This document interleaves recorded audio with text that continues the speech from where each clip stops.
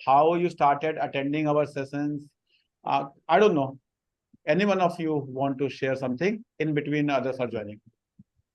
Or if you have any queries also, that you can also ask, so that I will try to cover in the session. No one? Good evening sir, Deepak Gupta बोल रहा हूँ अमृतसर से। हाँ, good evening sir, बताइए sir, कैसे हैं आप? तो सर 2.5 साल हो गए आपके साथ जुड़े हुए को। ओके। तो बड़ा अच्छा लग रहा है, मतलब कि जब मार्केट नीचे भी जाती है तो आपको याद कर लेते हैं कि आपका पढ़ाया हुआ जो भी है ना, मतलब कि हमको अच्छा, हिलने नहीं देता उन बातों से। इंटरेस्टिंग वाले सेशन अटेंड करते हैं। You are teacher somewhere? नहीं सर, अमृतसर में हूँ, जॉब करता हूँ, प्राइवेट जॉब है। करते हैं। So why you are joining this NCF session? What is the motto behind that कि NCF के बारे में जानना है? सर थोड़ा लिंक मिला था तो थोड़ा सा जानने की इच्छा हुई कि मतलब कि जानूं गुड इसके गुड। बारे में। हाँ, एटलीस्ट कम से कम बच्चों के बारे में देखिए। ये सब डॉक्यूमेंट्स ऐसे होते हैं, जितना पढ़ो। This is a document of approx 600 page. मैंने इसको थर्ड टाइम पढ़ा है और आज, और जब मैं थर्ड टाइम पढ़ रहा था तब भी मुझे एक बड़ी अच्छी सी चीज मिली, और मैंने अभी उसके ऊपर वीडियो भी बना के डाला है। वो तो जितने पढ़े हो ये सब डॉक्यूमेंट्स, कहते हैं ना कि एक एक पॉइंट में कुछ ना कुछ डिस्कशन के पॉइंट होते हैं। तो लेट्स स्टार्ट द सेशन, और फिर हम लेते हैं चीजों को। I hope you all can see my screen. आप लोग को मेरी स्क्रीन दिख रही है? All of you, anyone can reply? Can you see my screen? Yes, sir. Okay. Yes, sir. Yes, sir. Yes, sir. Okay. Another thing, is my screen changing? क्या मेरी screen change हो रही है? Yes, sir. Yes, sir. Thank you very much. तो सबसे पहले एक brief introduction of my organisation called Edutree which I run. We are the 3 partners, हम लोग इसको रन करते हैं। आज के टाइम पे हम लोग 27-28 मेंबर्स, एक छोटी सी कंपनी बन चुकी है हमारी। हम लोग ये छोटे छोटे काम करते हैं। And we are coming with some big projects also in days to come. तो आप लोग को धीरे धीरे पता चलेगा। We do career counselling, we do different internships for the बच्चा। टीचर्स ट्रेनिंग बहुत सारे करते हैं, बहुत स्कूलों में करते हैं, कुछ कंपनीज में फाइनेंशियल लिटरेसी की ट्रेनिंग भी करते हैं, और टीचर्स स्टूडेंट्स वेलफेयर के लिए हम लोग बहुत कुछ काम करते रहते हैं। So I hope some of you must be attending the sessions, और आप लोग को पता होगा हम लोग क्या करते हैं। If any one of you are interested for your organisational point of view कि हाँ आपको अपने स्कूल में कराना है, अपने टीचर्स के लिए कराना है, तो आप मुझे रिक्वेस्ट कर सकते हैं। हम लोग ये सेशन आपके स्कूल में भी कर सकते हैं, ऑनलाइन ऑफलाइन दोनों ऑप्शन है। और आज के सेशन के बाद आपको लगता है कि for your school purpose you want a certificate for this programme, तो वो भी आपको मिल जाएगा। Don't worry about that. Now let's start. सबसे पहले एनसीएफ की हिस्ट्री को थोड़ा सा जानने की कोशिश करते हैं। एनसीएफ 2023 ये कोई नया डॉक्यूमेंट नहीं है, कोई एक ऐसी चीज नहीं है कि जो पहली बार आया है। एनसीएफ इंडिया में कई सालों से है। हाँ, 2023 अब एक नया उसको अपग्रेड किया गया है एक तरह से। हमें पता होना चाहिए कि education was a state subject जब हमारा इंडियन कॉन्स्टिट्यूशन बना था। देन 1976 में तो हमने कॉन्करेंट लिस्ट में डाल दिया। अब जब हमने कॉन्करेंट लिस्ट में डाला तो उसके बाद हमारा मेनली 68 में जब हमारा एनईपी आया था, उस समय बहुत सारे डिस्कशन का पॉइंट हुआ कि नहीं, बहुत सारे स्टेट्स ने कहा नहीं हम इसको फॉलो नहीं करेंगे। देन उसके बाद हमारा एनईपी क्या होता है, एनईपी आता है जिसमें हम ये देखते हैं कि हमें करना क्या है, फ्यूचर में हमें क्या करना है, एजुकेशन सिस्टम में हम क्या चेंजेस चाहते हैं। तो एक व्हाट, जब भी व्हाट को डिफाइन करना है तो एनईपी आता है। एंड देन उसके NEP is always followed by NCF. What को फिर हाउ, हमें जो करना है उसे करना कैसे है, क्या करना है इज एनईपी, कैसे करना है इज ऑलवेज इन एनसीएफ। तो अगर आप देखेंगे पास्ट के एनसीएफ और एनईपी को पढ़ेंगे तो आपको ये बात समझ में आएगा। एनईपी इंट्रोड्यूस इन 1968, देन 72, 68 जो अमेंड भी हुआ था 1992 में जब राइट टू एजुकेशन आया था। और जो लेटेस्ट एनईपी जिसके ऊपर बहुत सारे वेबिनार सेमिनार्स आप लोगों ने अटेंड किए होंगे, दैट वाज 2020। कोरोना के टाइम में बहुत सारे ऑनलाइन सेशंस हुए थे on NEP. NCF first was 75, then 88, 2000, जो लेटेस्ट आज तक चल रहा है दैट इज 2005, जो आज भी इन इफेक्ट है। और जो हमारा नेक्स्ट ईयर से आ रहा है दैट इज 2023। इस ये जो आपको पता होना चाहिए, some of you may be appearing for some vice principal interview, some of you may be appearing for principal interview in days to come, may be I expect for your growth. तो आपको पता होना चाहिए कि ये जो NEP है ये एक 12 मेंबर कमेटी बनी थी जिसको दैट वाज हेडेड बाय के कस्तूरी रंगन जी। और he was some time ago he was heading ISRO, बहुत फेमस हैं, बहुत फेमस साइंटिस्ट रहे हैं इंडिया के, बहुत अच्छे एजुकेशन है और के इनके पास नॉलेज है, बहुत एक्सपर्टीज है। तो उनके द्वारा और बहुत सारे जैसे कि इसमें कमेटी में एक आपके अलीगढ़ मुस्लिम यूनिवर्सिटी के वाइस चांसलर भी हैं। तो इस तरह के बहुत बड़े बड़े लोग इसके पार्ट थे, and they have given whatever the best they can do. NCF का जो ड्राफ्ट आया था वो 6 अप्रैल 2003 को आया था, उसमें बहुत सारी चीजें थी। उसके बाद जो फाइनल एनसीएफ आया है वो 23 अगस्त को आया है। इसकी इम्प्लीमेंटेशन की बात जो कर रहे हैं, ये कर रहे हैं 24-25 से, and it has been accepted, it has been accepted. तो ऐसा नहीं है कि अब होगा, ऐसा कुछ नहीं है। 24-25 से ये इम्प्लीमेंट होने जा रहा है। It has been accepted but partially, it is clearly written. सब कुछ जो एनसीएफ में है वो नेक्स्ट ईयर से इंप्लीमेंट नहीं होगा। कुछ चीजें इंप्लीमेंट होंगी, कुछ चीजें उसके अगले साल इंप्लीमेंट होंगी, कुछ चीजें उसके भी अगले साल इंप्लीमेंट होगी। और अगले 10 सालों का एक विजन स्टेटमेंट है कि we are going in this direction. इस तरह से अगले 10 सालों में चीजें चेंज होते हुए आएंगी। नाउ इफ आई गो, ये इस एनसीएफ को अगर आप देखेंगे डिटेल में तो ये 5 पार्ट में डिवाइडेड है। टोटल एनसीएफ 5 पार्ट्स में डिवाइडेड है। First part is talking about stages. India के जो एजुकेशन सिस्टम है इसमें primary education, middle education, secondary education stages की बात करता है। फिर उन स्टेजेस में कंटेंट की बात करता है कि उन स्टेजेस में हमें पढ़ाना क्या है। फिर टाइम एलोकेशन, कितना टाइम आपको किस सब्जेक्ट पे, स्पोर्ट्स पे, वैल्यू एजुकेशन पे देना है। एंड असेसमेंट पैटर्न्स की बात करता है कि बच्चों का असेसमेंट होगा, बोर्ड होगा कि नहीं होगा, बोर्ड होगा तो कितने सब्जेक्ट का होगा, and all those thing. It is in part A. Part B देखेंगे अगर आप इस डॉक्यूमेंट का, तो इसमें Indian system, past education system के बारे में बहुत सारा बात किया। इंक्लूजन की बात क्या हुआ है कि जो बच्चे आप नॉर्मल बच्चे नहीं है, नॉर्मल बच्चे हैं, जो ट्राइबल क्लास से आते हैं उस तरह के बच्चे हैं, पहाड़ियों के बच्चे हैं जो नहीं इंडिया एजुकेशन सिस्टम में अभी तक भी नहीं फिट हो पा रहे हैं, उनको कैसे हम मेन स्ट्रीम एजुकेशन में लाएं, उस इंक्लूजन की बात है in this. Then they are talking about counselling, कि बच्चों की काउंसलिंग इज मोर नीडेड। आजकल हम लोग क्या करते हैं, जाते हैं, पढ़ाते हैं, चले आते हैं। In some school now there is a fashion of appointing counsellors. ऐसा लगता है कि हाँ जी काउंसलर अपॉइंट कर दिया, काउंसलिंग तो काउंसलर का काम है। No, counselling is always the work of the teachers. ये हमेशा रहा है। जैसे मदर फादर का काम होता है बच्चों को काउंसलिंग करना, उसी तरह ये टीचर्स का काम है, और teachers should be doing the counselling. ये इसमें एकदम क्लियर रखा हुआ है। And then they are talking about the use of technology in education. This is part B in detail. If you go to part C, they are talking about content. जी हमारा accountancy है तो उसमें क्या subjects होने चाहिए, क्या chapter होने चाहिए, कैसे पढ़ाना जाना चाहिए। अगर मैथमेटिक्स है तो नर्सरी में, केजी में, फर्स्ट में, सेकंड में, मतलब प्री प्राइमरी में क्या पढ़ाया जाएगा, प्राइमरी में क्या पढ़ाया जाएगा।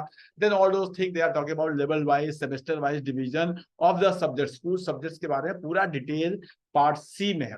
If you go to part D में they are talking about the mainly working of the school. School का कल्चर कैसा होना चाहिए, एनवायरमेंट कैसा होना चाहिए, प्रोसेस कैसा होना चाहिए। They are talking about these all thing in part D.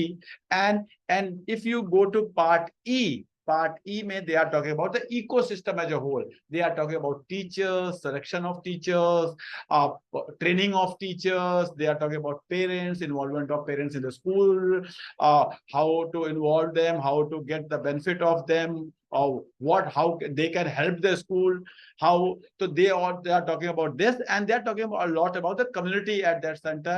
We have to involve community as a whole. आप हम जिस सोसाइटी में रहते हैं उस तरह के लोगों की, बिकॉज बच्चे उन्हीं के आ रहे हैं, तो उस सोच को अपने स्कूल में और अपने स्कूल की सोच को कम्युनिटी में कैसे फैलाना है उसके बारे में बात करते हैं। ये कहते हैं कि अगर आप किसी सोसाइटी में हैं और उस सोसाइटी में कोई एक अच्छा लॉयर है तो उस लॉयर को आप अपने स्कूल में कैसे इन्वॉल्व कर सकते हैं, कैसे उसके बेनिफिट्स को ले सकते हैं बच्चों की काउंसलिंग में, करियर काउंसलिंग में। अगर उसको उस सोसाइटी में एक अच्छा चार्टर्ड अकाउंटेंट है तो उसके बेनिफिट को आप कैसे ले सकते हैं। तो they are talking a lot about all this thing in part E.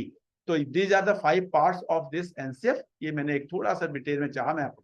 Now if you go to part A को हम डिटेल में पढ़ेंगे, बिकॉज मेनली जो कंफ्यूजन के पार्ट्स है वो सारे पार्ट ए में है, बाकी सब बहुत आसान पार्ट है। अगर आप देखेंगे तो we are going to take a lot of workshops, तो अगर आपको फ्यूचर में भी जुड़े रहना है, देखना है, तो we will be covering those parts also. लेकिन पार्ट ए में बहुत सारी चीजें जो मैं कवर करने की कोशिश करूंगा, थोड़ा सा टच जरूर करूंगा मैं नेक्स्ट पार्ट्स को। नो, पार्ट ए में they are talking about stages in school system. Now जब हम स्टेजेस की बात करते हैं तो कहते हैं पूरे स्कूल सिस्टम को 4 पार्ट में डिवाइड करेंगे। Pre school, preparatory school, middle school and secondary school. एक चीज यहाँ पे आपको ध्यान रखना है, बहुत इंपॉर्टेंट, जो खासकर many of you are teaching class 11th and 12th, there is no scope of senior secondary. ये वर्ड अब कहीं पे यूज नहीं होगा, ये खत्म कर दिया गया है। अब सीनियर सेकेंडरी नाम की कोई चीज एग्जिस्टेंस में नहीं है। जो भी हम लोग क्लास 11 12 के टीचर्स हैं, they will be called as senior secondary की जगह पे secondary level 2। Secondary has been divided into level 1 and level 2। अगर आप प्री स्कूल को देखेंगे तो इसको भी इन्होंने 2 भाग में डिवाइड किया है, लेवल 1 लेवल 2। लेवल 1 जो है, जो आपके 3 साल का जो बच्चा होगा वो इसमें जाएगा, वो प्री नर्सरी में उसका एडमिशन होगा, फिर वो नर्सरी पढ़ेगा, केजी पढ़ेगा। यहाँ पर पूरे 3 साल तक बच्चे को केवल एक लैंग्वेज पढ़ाई जाएगी। यहाँ पे मैथमेटिक्स इंट्रोड्यूस नहीं होगा, साइंस इंट्रोड्यूस नहीं होगा, आप सोशल साइंस इंट्रोड्यूस नहीं होगा। केवल और केवल एक लैंग्वेज पढ़ाना है, और that two is the native language. यहाँ पे कहते हैं कि बच्चे की ग्रोथ जो है वो उसको उठना, बैठना, खेलना, बात करना, सोसाइटी से मिक्स होना, ये सारी चीजें आपको सिखानी है, पढ़ाना नहीं। Next, if you go to level 2 of pre school, जो कि बच्चा क्लास 6 में आएगा, तो एक चीज ये है कि यहाँ पे एकदम क्लियर है कि क्लास 1 में बच्चा 6 साल का जब होगा तो एडमिशन होगा। 6 साल के बच्चे का क्लास 1 में एडमिशन होगा। यहाँ पर बच्चे को 2 लैंग्वेज, मैथमेटिक्स और आर्ट पढ़ाया जाएगा। When they are talking about 2 language, one is the native language and one is the modern language, वो इंग्लिश होगी जनरली अगर हम सीबीएसई स्कूल की बात करते हैं तो। ठीक है, आप 2 नेटिव लैंग्वेज पढ़ा सकते हैं, मॉडर्न लैंग्वेज पढ़ाएं ना पढ़ाएं, बट आपको नेटिव लैंग्वेज एक पढ़ाना कंपलसरी है। आप ऐसा नहीं कर सकते कि आप इंग्लिश पढ़ा दे, फ्रेंच पढ़ा दे, ऐसा नहीं हो सकता। तो आपको एक नेटिव तो पढ़ाना ही पढ़ाना है। Second is the choice of the parent, bacha and the school. Mathematics they are talking about art education at this level. Preparatory level, जो 8 साल का बच्चा होगा, क्लास 3rd में एडमिशन हो रहा है, वहां पे 3rd 4th 5th 8 8 साल का बच्चा, 9 साल का बच्चा, 10 साल का बच्चा, they are talking about 2 languages, same जो चला आ रहा है नीचे से, mathematics, art, this is the same. They are talking about TWAU, the world around you. इसको इन्होंने फुल फॉर्म में द वर्ल्ड अराउंड यू। ये क्या है? ये कुछ नहीं है, this is the combination of science and social science, जो आज तक स्कूलों में हम लोग ईवीएस के नाम से जानते थे, ईवीएस पढ़ाया जाता है, दैट इज TWAU। ये एक सब्जेक्ट इन्होंने बताया है, कुछ नहीं है, सेम सब्जेक्ट है, सेम सिलेबस है, बच्चों पता है, बस नाम उसका टर्मिनोलॉजी चेंज किया है। I have visited many schools जहां पे आज भी WAU के नाम से सब्जेक्ट पढ़ाया जाता है, वर्ड अराउंड यू के नाम से पढ़ाया जाता है, some of the schools, but maximum schools are using at EVS and they are talking about physical education. यहाँ से बच्चों को फील्ड में ले जाके बच्चों को जो खेलने वाली बात है वो यहाँ से इंट्रोड्यूस होगा क्लास 3 से। दे आर टॉकिंग अबाउट, वहां से बच्चों को छोटे छोटे गेम्स को खिलाने की बात करते हैं। Now, if you go to class 6, 7 and 8, which is called as middle level, जहां बच्चा 12 से to 14 years का होगा, हाँ, यहाँ पे एक नया सब्जेक्ट इंट्रोड्यूस हो जाएगा, that is called as language 3। तो यहाँ पे आप बच्चे के पास 3 लैंग्वेज हो गया, लैंग्वेज 1 2 जो नीचे से आ रहा था, एक 3rd लैंग्वेज हो गया, जो जनरली आजकल संस्कृत, फ्रेंच, जर्मन ये सब बच्चे पढ़ते हैं। ये आज भी अगर मैं सीबीएसई स्कूल्स को जितना मैं जानता हूं, वहां पे 3 लैंग्वेज फॉर्मूला ही चलता है 6 7 8 में, तो there is no change in language. Mathematics same है, सोशल साइंस सेम है, साइंस सेम है, फिजिकल एजुकेशन भी गेम्स एंड ऑल के नाम से पढ़ाते हैं, आर्ट एजुकेशन पढ़ाते हैं। यहाँ पे जो एक नई चीज इंट्रोड्यूस हुई है वो है VE।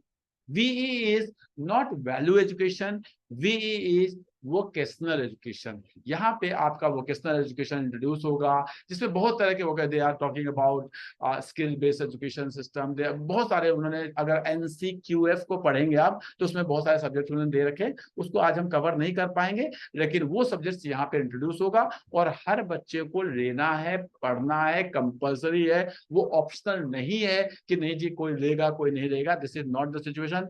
वोकेशनल एजुकेशन हर बच्चे के लिए क्लास 6 से compulsory. Now if you go to class 9, 10th, 11th, 12th, 9, 10th will be called as secondary level 1, 11th, 12th will be called as secondary level 2। 15 साल का बच्चा 9th में आएगा और यहाँ पे बच्चे को 3+7 फॉर्मूला यूज करना है। मैं बताऊंगा आगे जाके 3+7 क्या है। और जब हम बात करते हैं 11th क्लास में तो बच्चे को 2+4+1 का फॉर्मूला यूज करना है, वो भी मैं आगे के स्टेज पे आपको बताऊंगा। This is the subject combination formula, कि बच्चे को 2+4+1 फॉर्मूला क्या है और वो कैसे सेलेक्ट करना है, that I will let you.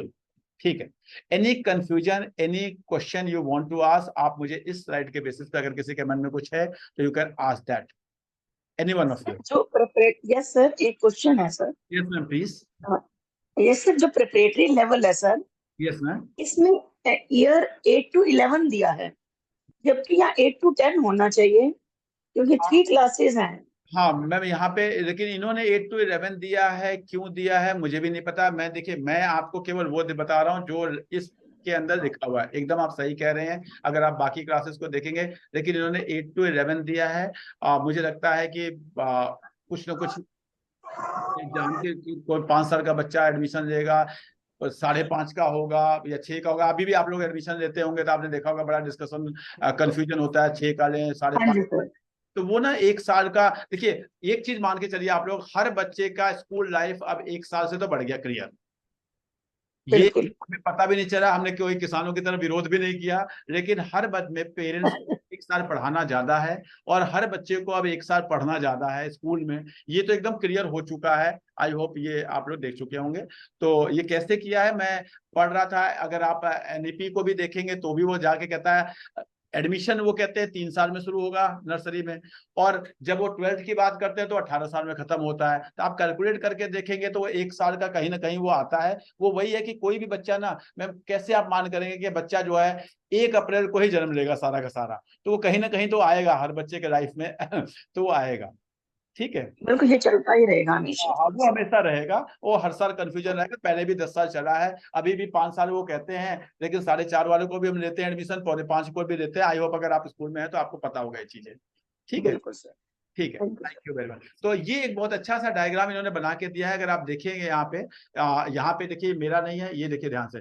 Third, यहाँ जब प्रिपरेटरी देखेंगे, ये डायग्राम उन्होंने बनाया है, मैंने कोई, इन्होंने लिखा 8 to 11, 3 to 8, 8 to 11, 11 to 14 and 14 to 18, ये इन्होंने बना के दिया है। अब ये मैं मान के चलता हूँ, इतने बड़े बड़े विद्वान बैठे थे, इतने प्रोफेसर्स बैठे थे, तो उन्होंने गलत नहीं बनाया। वो वही है सिस्टम की हर बच्चे के लाइफ है ना, क्योंकि बच्चा है अप्रैल, अगर 1 अप्रैल को जो बच्चा 2 अप्रैल को हुआ, वो उसके तो ईयर वाइज एकदम सही चलेंगे। अदरवाइज कोई 17.5 का होगा, कोई 18.5 का होगा, तो इसलिए वो कहीं ना कहीं ईयर का एक गैप तो आ ही जाता है बच्चे के एजुकेशन। तो इसलिए आई होप मैम क्लियर हो गया होगा। किरण मैम, यस सर, क्लियर है sir. Thank you ma'am, thank you very much. तो यहाँ पे भी इन्होंने बताया एक चीज, ये डायग्राम मैंने जो दिया है आप लोग को जानकारी के लिए देखेंगे, अगर आप ध्यान से देखेंगे तो जब ये कहते हैं 5 ईयर तक की जो बात करते हैं, 3, 4, 5, 6, 7, 8, यहाँ पे फाउंडेशन स्टेज में ये कहते हैं play and activity based learning करनी है। किताब उताब पढ़ाने का काम आपको यहाँ पे नहीं करना है। किताब मतलब क्लास 2 तक बुक्स एंड ऑल की ये बिल्कुल बात ही नहीं करते। बच्चों को बुक्स वगैरह की कॉपीज, बुक लिखो, ये करो वो करो, इसकी बातें नहीं करते। अगर आप यहाँ पर जाएंगे, व्हेन प्रिपरेटरी स्टेज में जाते हैं, तो यहाँ पे play, discovery and activity based, यहाँ पर जाके ये बुक्स वगैरह को इंट्रोडक्शन की बात करते हैं, जहां बच्चों को आप कुछ आप लिखना पढ़ना, ये वो नो डाउट इन्होंने सब्जेक्ट इंट्रोड्यूस कर दिया 1 and 2 में, तो वहां पे आप नंबर्स एंड ऑल तो लिखवाएंगे ही, लेकिन जो मेथोडोलॉजी ऑफ टीचिंग वो बुक बेस्ड जो होगी, that will be from preparatory stage, not from the foundation stage. 11 12 sorry, जब आप 9 10th में जाते हैं तो they are talking about conceptual and experimental learning, और सेकेंडरी स्टेज में जाके 9th-10th में वहां पे मल्टीडिसिप्लिनरी की बात करते हैं। तो हर स्टेज में किस मेथड से पढ़ाई करानी है वो इन्होंने एकदम क्लियर किया है। आगे के स्टेज में मैं और दिखाऊंगा आपको कि इवन 9th-10th के लिए वो कहते हैं बुक्स को यूज करो, 11th-12th में कहते हैं बुक्स को मत यूज करो। ये सारी चीजें बहुत अच्छी डिटेल में इस डॉक्यूमेंट में लिखा है। 600 पेज का डॉक्यूमेंट है, सब कुछ तो कवर नहीं कर सकते। मेरा आप लोगों को सजेशन हो, जब भी टाइम मिले प्लीज उस डॉक्यूमेंट को पढ़िए। जितना पढ़ेंगे उतना आपको लिए बेटर होगा समझने के लिए इंडिया के एजुकेशन सिस्टम को in next 10 years, where in which direction we are moving. Now see this page is very important. I will be mentioning the page number also so that कि आप लोग कभी रेफरेंस के लिए अगर आप एनसीएफ को उठाएं तो देख पाएंगे। This diagram is on page number 64 of the NCF. यहाँ पे ये बात कर रहे हैं बच्चे के 3 तरह के डेवलपमेंट के लिए, biological, cognitive and socio emotional. ये सोशियो इमोशनल देखोगे ये एक डिटेल निकल कर आया है। बायोलॉजिकल ठीक है, बच्चा बढ़ रहा है तो होगा। कॉग्निटिव जो हम पढ़ाते दिखाते हैं, जो चीजें चल रही हैं दैट यू ऑल नो। लेकिन जो सोशियो इमोशनल को इन्होंने बहुत इंपॉर्टेंस दिया है। अगर आप individuals relationship with change in emotions and change in personality, इस एजुकेशन को इन्होंने, अगर आप डॉक्यूमेंट को पढ़ोगे 4-5 पेज में बहुत डिटेल में बताया है। Why they have introduced this, why they have discussed this। अगर आपको एक कोटा सिस्टम समझ में आ रहा होगा, जो कोटा में बच्चे सुसाइड कर रहे हैं, आजकल जो मैरिज के रिलेशनशिप से बहुत सारी प्रॉब्लम्स आ रही हैं फैमिलीज में, उसको कैसे कैटर किया जाए, उसको उस प्रॉब्लम को कैसे सॉल्व किया जाए, उसके लिए they are talking about socio emotional processes. कि बच्चे की वो जो डेवलपमेंट है वो पिछले जो लास्ट 10 ईयर 15 ईयर में जो बच्चे निकल कर आ रहे हैं, उन जो टीनेज एज में अभी आए हैं, उनके अंदर वो प्रॉब्लम उन्होंने नो डाउट उसको कहीं देखा होगा और फिर उसको कि हम कैसे बेटर करें।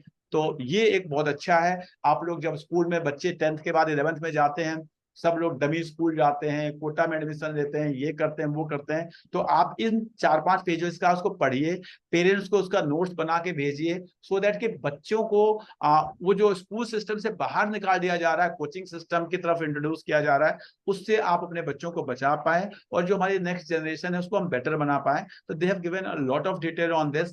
तो मुझे थोड़ा सा केवल रेफरेंस देना था यहाँ पे, तो मैंने आपको बता दिया। आई होप नाउ एक ना वाई फैक्टर को इन्होंने इंट्रोड्यूस किया है कि जब हम कुछ पढ़ा रहे हैं, कुछ भी कोई भी चैप्टर पढ़ा रहे हैं, तो वहां पे इन्होंने कहा कि आपको कुछ पढ़ाते समय, कोई भी चैप्टर पढ़ाते समय, कोई भी सब्जेक्ट पढ़ाते समय, ये वाई फैक्टर ऑफ एजुकेशन बहुत इंपॉर्टेंट है। What is Y factor of education? कि हमारे एजुकेशन सिस्टम का एम क्या है।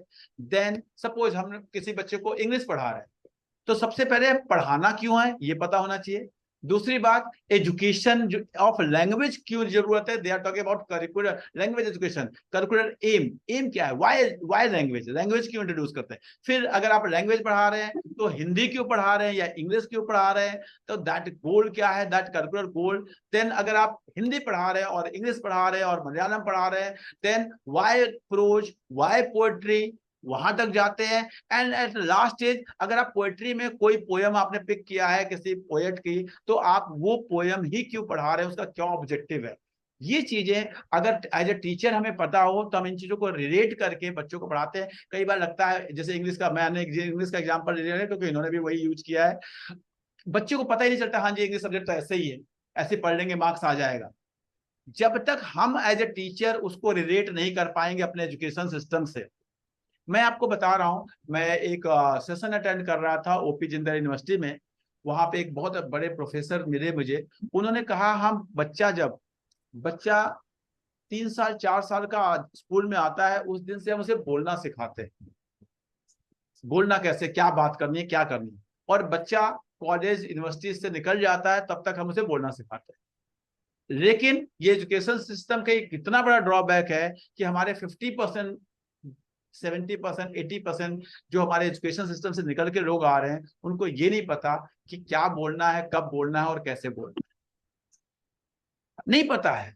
बच्चों को अगर आप if they are going to the corporate, they do not know what to speak with the boss, how to speak with the client, how to speak with the customers, employees. Because आज के time पे जिसको बोलना आता है, you know what to talk and how to talk, तो आप जीवन में सर्वाइव कर पाते हैं। लेकिन हम वही 15, 16, 17, 18 साल की पढ़ाई में हम बच्चों को ये सिखा नहीं पाते कि क्या बोलना है, कितना बोलना है, कैसे बोलना है। तो ये हमारा ड्रॉबैक है, ये बहुत बड़ा ड्रॉबैक है। आप चेक करिएगा, आपकी क्लास में 10 20 25 बच्चे होंगे, वो अपने फ्रेंड्स के साथ बात करते हैं, they are very comfortable, but when they are talking to youth, when they are talking to the principal, when they are talking to the even the external, जो 2 क्वेश्चन उनसे पूछता है, नहीं बोल पाते बच्चे, डर लगता है उनको, because we are not training them in that direction at all. हम लैंग्वेज पढ़ा रहे हैं, लैंग्वेज में बच्चे के मार्क्स भी आ रहे हैं, but what after that, English पढ़ लिया, इंग्लिश में 90 मार्क्स आ गए, but we are not going in right direction. तो इसलिए हमें अपना एक एक स्टेप पता होना चाहिए कि what we are teaching and why we are teaching, that is very important. Now I hope इस स्लाइड के बाद मैं जा रहा हूं सीधे सब्जेक्ट कॉम्बिनेशन पे। अगर आप देखेंगे तो उन्होंने जितने भी सब्जेक्ट्स पढ़ाने हैं उसको उन्होंने ग्रुप्स में बांट दिए। I am repeating, all the subjects to be taught from middle level to senior secondary, जो कि अब सेकेंडरी लेवल 2 कहा जाएगा, उसको उन्होंने ग्रुप में डिवाइड किया है।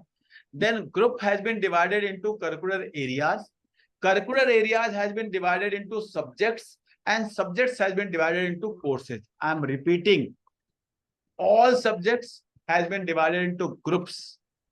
Groups has been divided into subdivided into curricular areas. Curricular areas has been subdivided into subjects, and subjects has been subdivided into courses. तो सपोज आप एक अकाउंटेंसी के टीचर हैं, तो आपको पता होना चाहिए कि मैं किस ग्रुप में आता हूं, मेरा क्या करिकुलर एरिया है, सब्जेक्ट आपका अकाउंटेंसी है, और फिर आपके अकाउंटेंसी में कितने कोर्सेज हैं। सपोज फिजिक्स है, तो फिजिक्स जो है वो किस ग्रुप में आता है, करिकुलर एरिया क्या है, सब्जेक्ट उनका फिजिक्स है, और उस फिजिक्स में फिर क्या कोर्सेज हैं, ये हर टीचर को पता होना चाहिए अपना।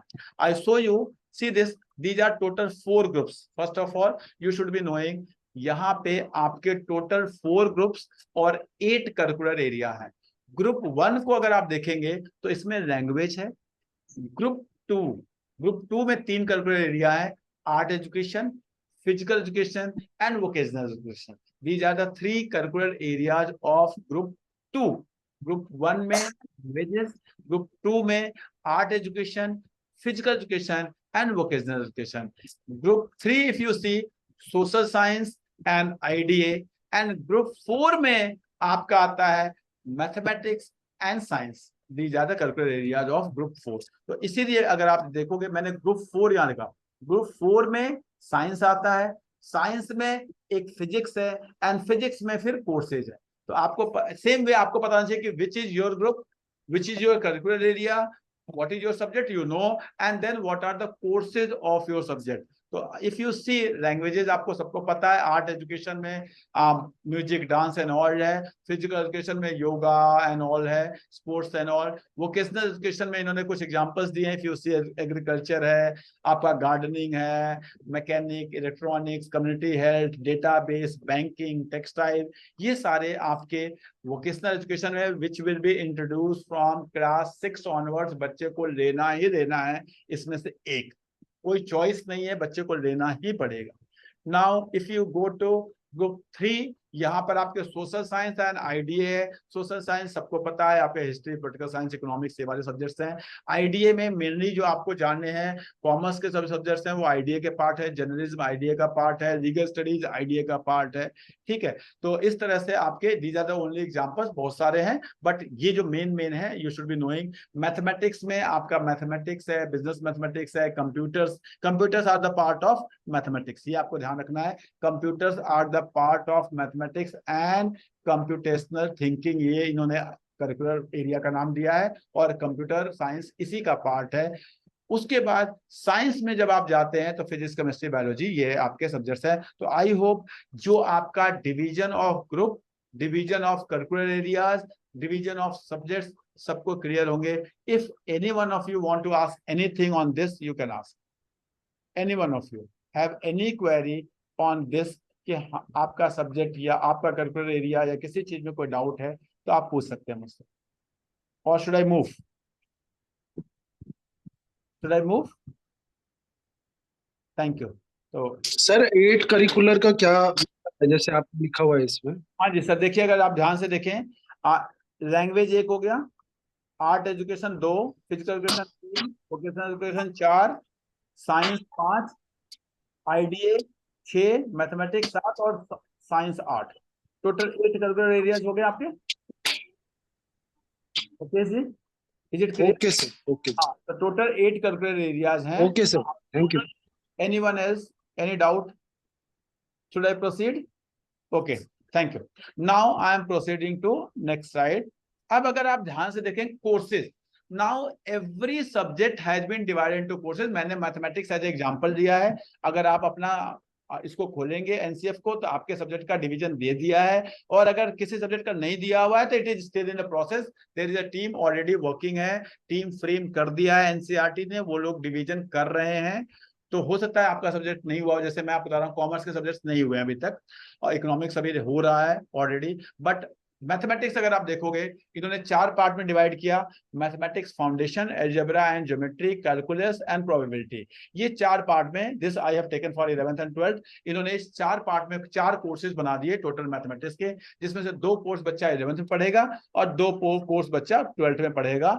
आपको पता है, तो इसलिए इन्होंने सेम सब्जेक्ट, तो वजह से आपका सब्जेक्ट, जैसे मेरे को एग्जांपल अगर मुझे देना हो अकाउंटेंसी एज ए सब्जेक्ट, तो क्या हो सकता है? हो सकता है क्लास 11th में जाके वो जनरल लेजर वाला पार्ट जो होगा वो कोर्स 1 हो जाएगा, ये फाइनल अकाउंट एनपीओ वाला पार्ट कुछ वो पार्ट 2 हो जाएगा, पार्टनरशिप कोर्स 3 हो जाएगा और कंपनी अकाउंट कोर्स 4 हो जाएगा। इस तरह से कुछ डिवीजन कर देंगे। इकोनॉमिक्स में जाएंगे तो मे बी कि माइक्रो कोर्स 1 हो जाएगा, मैक्रो कोर्स 2 हो जाएगा, स्टैट्स कोर्स 3 हो जाएगा। इस तरह से कुछ डिवीजन होगा। तो every subject will be divided into 4 courses, आपको पता होना चाहिए। और if you go through the NCF, बहुत सारे सब्जेक्ट को उन्होंने ऑलरेडी डिवाइड करके दे दिया है, तो हो सकता है कि आपका सब्जेक्ट उसमें हो and you can download it. Now next slide, page number 79 of this document, बहुत इंपॉर्टेंट है। मैंने ये पिक्चर वहीं से दिया है, मेरा इसमें कोई कंट्रीब्यूशन नहीं है। चीज तो मैं आपको यहाँ पे बता दे रहा हूं, ध्यान से देखिए, इसमें क्लियर लिखा हुआ है 10th बोर्ड सर्टिफिकेशन। यानी ये एक बहुत बड़ा कंफ्यूजन चल रहा है कि 10th में बोर्ड नहीं होगा। मैंने पूरा एनसीएफ 3 बार पढ़ लिया, उसमें मुझे जितनी इंटरप्रिटेशन समझ में आती है उसमें क्लियर लिखा हुआ है कि 10th में बोर्ड होगा। And this is the diagram which I have taken from the NCF. अगर आप ध्यान से देखेंगे तो जो 8 करिकुलर एरिया है, अगेन मैं रिपीट कर रहा हूँ, language, mathematics, science, social science, art education, IDA, physical education and vocational, ये 8 बच्चों को पढ़ना है। लैंग्वेज में से बच्चा 3 लेगा, I am talking about class 9, 10th। 3 language लेगा बच्चा, मैथमेटिक्स लेगा, साइंस लेगा, सोशल साइंस लेगा, आर्ट एजुकेशन लेगा, आईडीए लेगा, ये सारे लेगा। और टोटल 10 सब्जेक्ट बच्चा पढ़ेगा क्लास 9th एंड 10th में। मैं रिपीट कर रहा हूं, बच्चा क्लास 9th एंड 10th में टोटल 10 सब्जेक्ट्स पढ़ेगा। आज बच्चा, अगर कोई बता सकता है आज कितने सब्जेक्ट पढ़ता है बच्चा 9th एंड 10th में? Any one of you, any one of you? 5 से 6। 5 और 6, हाँ जी, 5 और 6, नहीं, 6 5 और subjects. 6, मैं 5 compulsory, 5 6 one additional. मैं बता रहा हूँ, आज बच्चा आपका 8 सब्जेक्ट पढ़ता है, टोटल 8 सब्जेक्ट पढ़ता है। 5 सब्जेक्ट बच्चे को बोर्ड देने जाता है और 3 का आप लोग ग्रेड भेजते हैं। अगर इंटरनल असेसमेंट। अगर आप देखेंगे मार्कशीट में, क्या आप लोग भेजते हैं स्कूल से बच्चे का ग्रेड? कुछ 501, 502। Yes sir. हाँ, तो 3 सब्जेक्ट के ग्रेड वो देखिए, हम उसको इतना हल्के में लेते हैं, हमें पता ही नहीं। आप देखिए, आप भी कह रहे हैं 500, क्योंकि वो एक जो सब्जेक्ट है उनको हमने ऐसा बना दिया है कि उसकी इंपॉर्टेंस ही खत्म हो चुकी है एक्चुअल में। Excuse me, sir. Yes ma'am, please.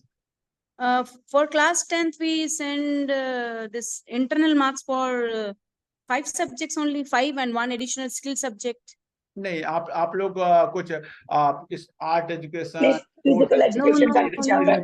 11th, It is 12th sent in class 12. 11th, 12th में तो हम लोग Sent in class भेजते थे।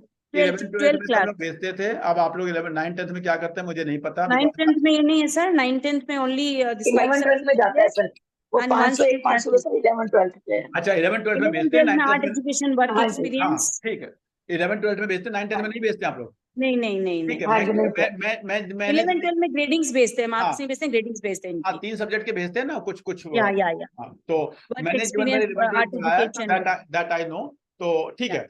तो अब ये कहते हैं नहीं जी, अब तो बच्चे को 10 सब्जेक्ट पढ़ने हैं।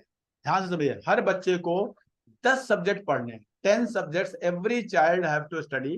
वो 10 सब्जेक्ट देखिए, 3 language, mathematics, science, social science, art education, IDA, then physical education and vocational education सबको पढ़ना है, जिसमें से 7 सब्जेक्ट के बोर्ड होंगे। ध्यान से देखिए, लिखा हुआ है external examination, external examination, external examination, clear लिखा हुआ है, इसका बाहर जाके एग्जाम होगा, external examination.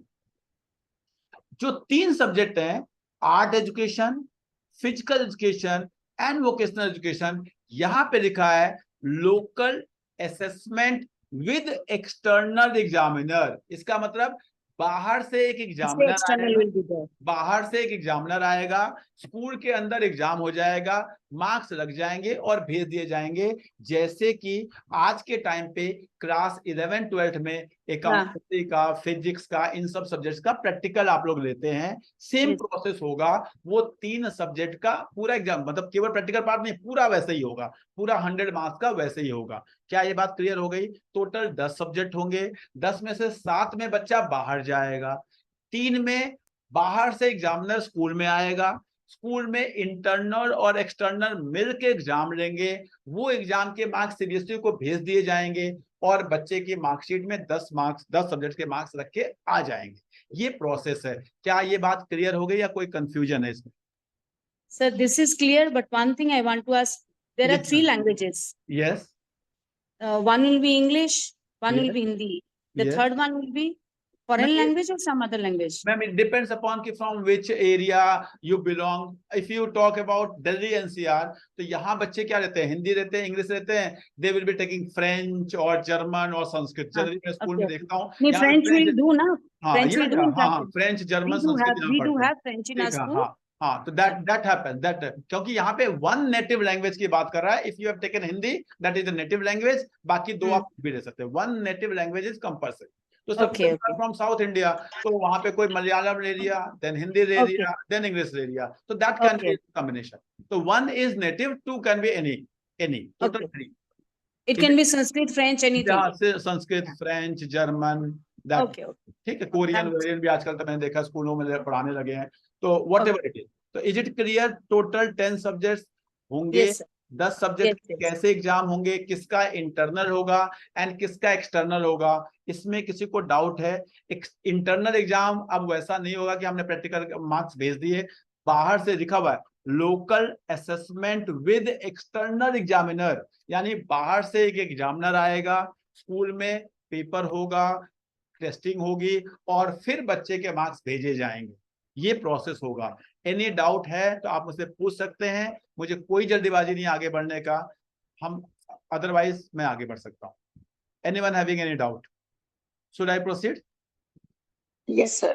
Okay, thank you. Now I go to next slide. Now next slide, if I proceed, very important, page number 387। मैं आपको बता रहा हूं 2 बार मैं इस डॉक्यूमेंट को पढ़ चुका था, आज मैंने 3rd टाइम पढ़ा, तो उसमें पेज नंबर आप चाहें तो उसको खोल लीजिएगा जब आपके पास टाइम हो। पेज नंबर 387 में अगर आप आईडीए की लिस्ट को देखेंगे, मैं रिपीट कर रहा हूं, देखिए आईडीए, यहाँ पे तो बच्चे को कहते हैं कि हर बच्चे को आईडीए लेना है, लेकिन यहाँ पे अगर आप देखेंगे तो आईडीए में business studies, accountancy, sustainability, journalism, ऐसे बहुत सारी लंबी लिस्ट है। तो यहां से हमारे मन में एक क्वेश्चन आता था, क्या बच्चा 9th-10th में भी अकाउंटेंसी और बिजनेस स्टडी एक सब्जेक्ट ले सकता है? मेरा भी ओपिनियन था कि जब आईडीए लेना है, आईडीए में जो है तो ले लेगा। लेकिन जब मैंने और डिटेल में पढ़ा तो वहां पे पेज नंबर 387 में क्लियर लिखा है कि बच्चा 9th में आईडीए में क्या लेगा और 10th में आईडीए में क्या लेगा, ये क्लियर कर दिया। यानी बच्चे के पास सब्जेक्ट चूज करने का ऑप्शन 9th-10th में नहीं है इन आईडीए। 11th-12th में है, 9th-10th में चूज करने का ऑप्शन नहीं है। बच्चे को सब्जेक्ट डिफाइन कर दिए हैं और वही सब्जेक्ट्स पढ़ने हैं। जब डिफाइन कर दिए, और वो डिफाइन सब्जेक्ट्स क्या हैं ये मैं आपको दिखाता हूं। These defined subjects are, in 9th it is individuals in society, ये सब्जेक्ट का नाम है, और in 10th the subject name is environmental education. तो 9th-10th में ये 2 सब्जेक्ट क्लियर कर दिए, यही बच्चे को लेना है। हाँ, 11th-12th में बच्चे के पास रेंज है और बच्चा उसमें से चूज कर सकता है, बच्चा इसमें से चूज कर सकता है। तो 9th-10th में जो हमारे मन में कंफ्यूजन है कि क्या बच्चा लीगल स्टडीज या कॉमर्स या अकाउंटेंसी ये सारे सब्जेक्ट में से चूज कर सकता है, no, there is no option.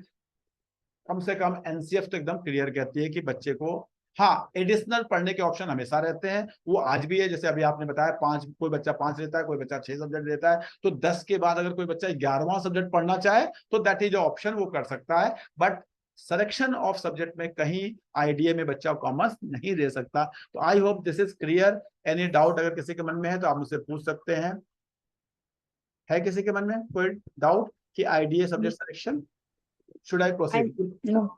ठीक है, तो पेज नंबर 387 ये याद रखिएगा आप लोग डॉक्यूमेंट को खोल के आप पढ़ना चाहें तो पढ़ सकते हैं। Now I am moving to next slide and which talks about class 11th and 12th। बहुत इंपॉर्टेंट है, इसको ध्यान से देखिए, समझिए। Again this picture I have taken from the document, मैं अपना कुछ नहीं बता रहा हूं, जो डॉक्यूमेंट में लिखा है। ये क्या कहता है, अगर आप ध्यान से, मैं दोबारा पहले ऊपर आपको रिलेट कर रहा हूं। यहाँ पे देखिए टोटल 4 ग्रुप्स है, group number 1, group number 2, group number 3, group number 4।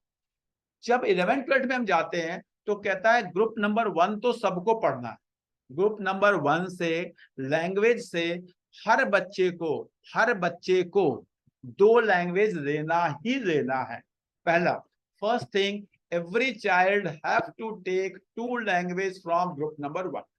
अब ग्रुप नंबर 2, 3 और 4 में से, ध्यान से सुनिएगा, ग्रुप नंबर 2, देन 3 एंड 4 में से बच्चा कोई भी 2 ग्रुप सेलेक्ट कर सकता है। यानी बच्चा कैन टेक 2 and 3, बच्चा कैन टेक 3 and 4, बच्चा कैन टेक 2 and 4 एंड बच्चा इवन कैन टेक 2, 3 and 4। बच्चा कोई भी 2 ग्रुप मिनिमम सेलेक्ट करेगा एंड उस 2 ग्रुप में से 4 सब्जेक्ट सेलेक्ट करेगा। मैं रिपीट कर रहा हूं, minimum 2 groups and minimum 4 subjects बच्चे को लेना है। ग्रुप 1 लेना है, सबको कंपलसरी है। ग्रुप 2, 3, 4, आउट ऑफ दीज 3 बच्चा have to select minimum 2 groups and minimum 4 subjects.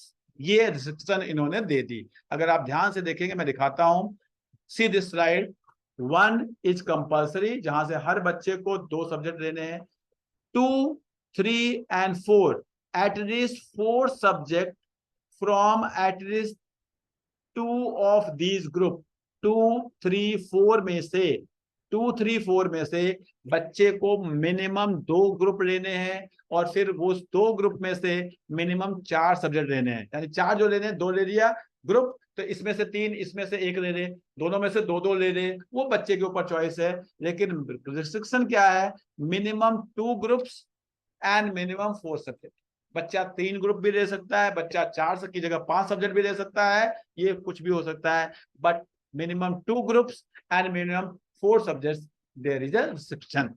अब जो ग्रुप नंबर 2 है, ग्रुप नंबर 2 जिसमें आपका art education, physical education and vocational education आता है, अगर आप वहां देखेंगे तो उसका एग्जाम नहीं होगा, उसका होगा local assessment with external examiner. यहाँ पे भी बच्चा बोर्ड देने नहीं जाएगा, बाहर से कोई आएगा, बच्चे का यहीं पे सब कुछ असेसमेंट हो जाएगी और वो मार्क्स बोर्ड को भेज दिए जाएंगे और वो मार्क्स बच्चे के बॉक्स मार्कशीट में रख के आ जाएंगे।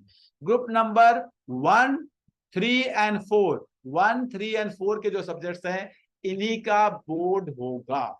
मैं रिपीट कर रहा हूं आपको थोड़ा सा रिलेट करने के लिए। अगर आप ध्यान से देखेंगे, ऊपर जा रहा हूं, ग्रुप नंबर 1 लैंग्वेज का बोर्ड होगा, group number 2 art education, physical education, vocational education.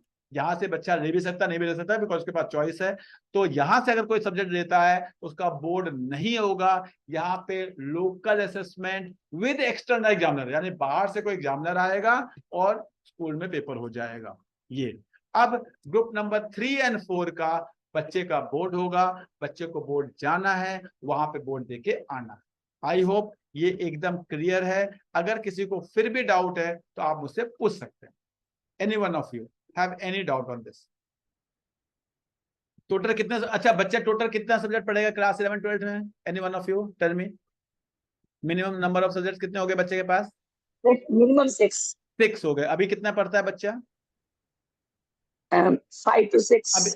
अभी मिनिमम 5 पढ़ता है, 5 पढ़ के बच्चा हाँ 12 जी। जाता है। लेकिन अब बच्चा नेक्स्ट ईयर से मिनिमम 6 सब्जेक्ट उसको पढ़ने ही पड़ेंगे। 5 सब्जेक्ट से बच्चे की 12th नहीं होगी, ठीक है? लैंग्वेज सर, लैंग्वेज बढ़ा दी एक हाँ, तरह एक से। लैंग्वेज बढ़ा दी, एकदम सही कहा मुकेश जी ने, एक लैंग्वेज बढ़ा दी। अब टोटल 6 सब्जेक्ट पढ़ेंगे। और कोई कंफ्यूजन है? बच्चा 7वां सब्जेक्ट ले सकता है, लिखा हुआ है यहाँ पे, ऑप्शनल है, लेकिन 6 सब्जेक्ट बच्चा पढ़ सकता है। Anyone having any doubt? Otherwise मैं आगे बढ़ता हूँ। चलिए, मैं मान के चल रहा हूँ कोई डाउट नहीं है। Now see this, if you go to page number 29 of this document, it states that class 9 10th में, now the language is not mine, this is the language which is written in the NCF. Textbook plays a significant role in class 9th and 10th, grade 9 and 10, they are talking about जो कि secondary level 1 है। यहाँ पे हम text book based education की बात करते हैं। बच्चे को टेक्स्ट बुक से पढ़ाना है, यानी 9 10 के टीचर्स को बुक पढ़ानी है, उससे क्वेश्चन आंसर देना है।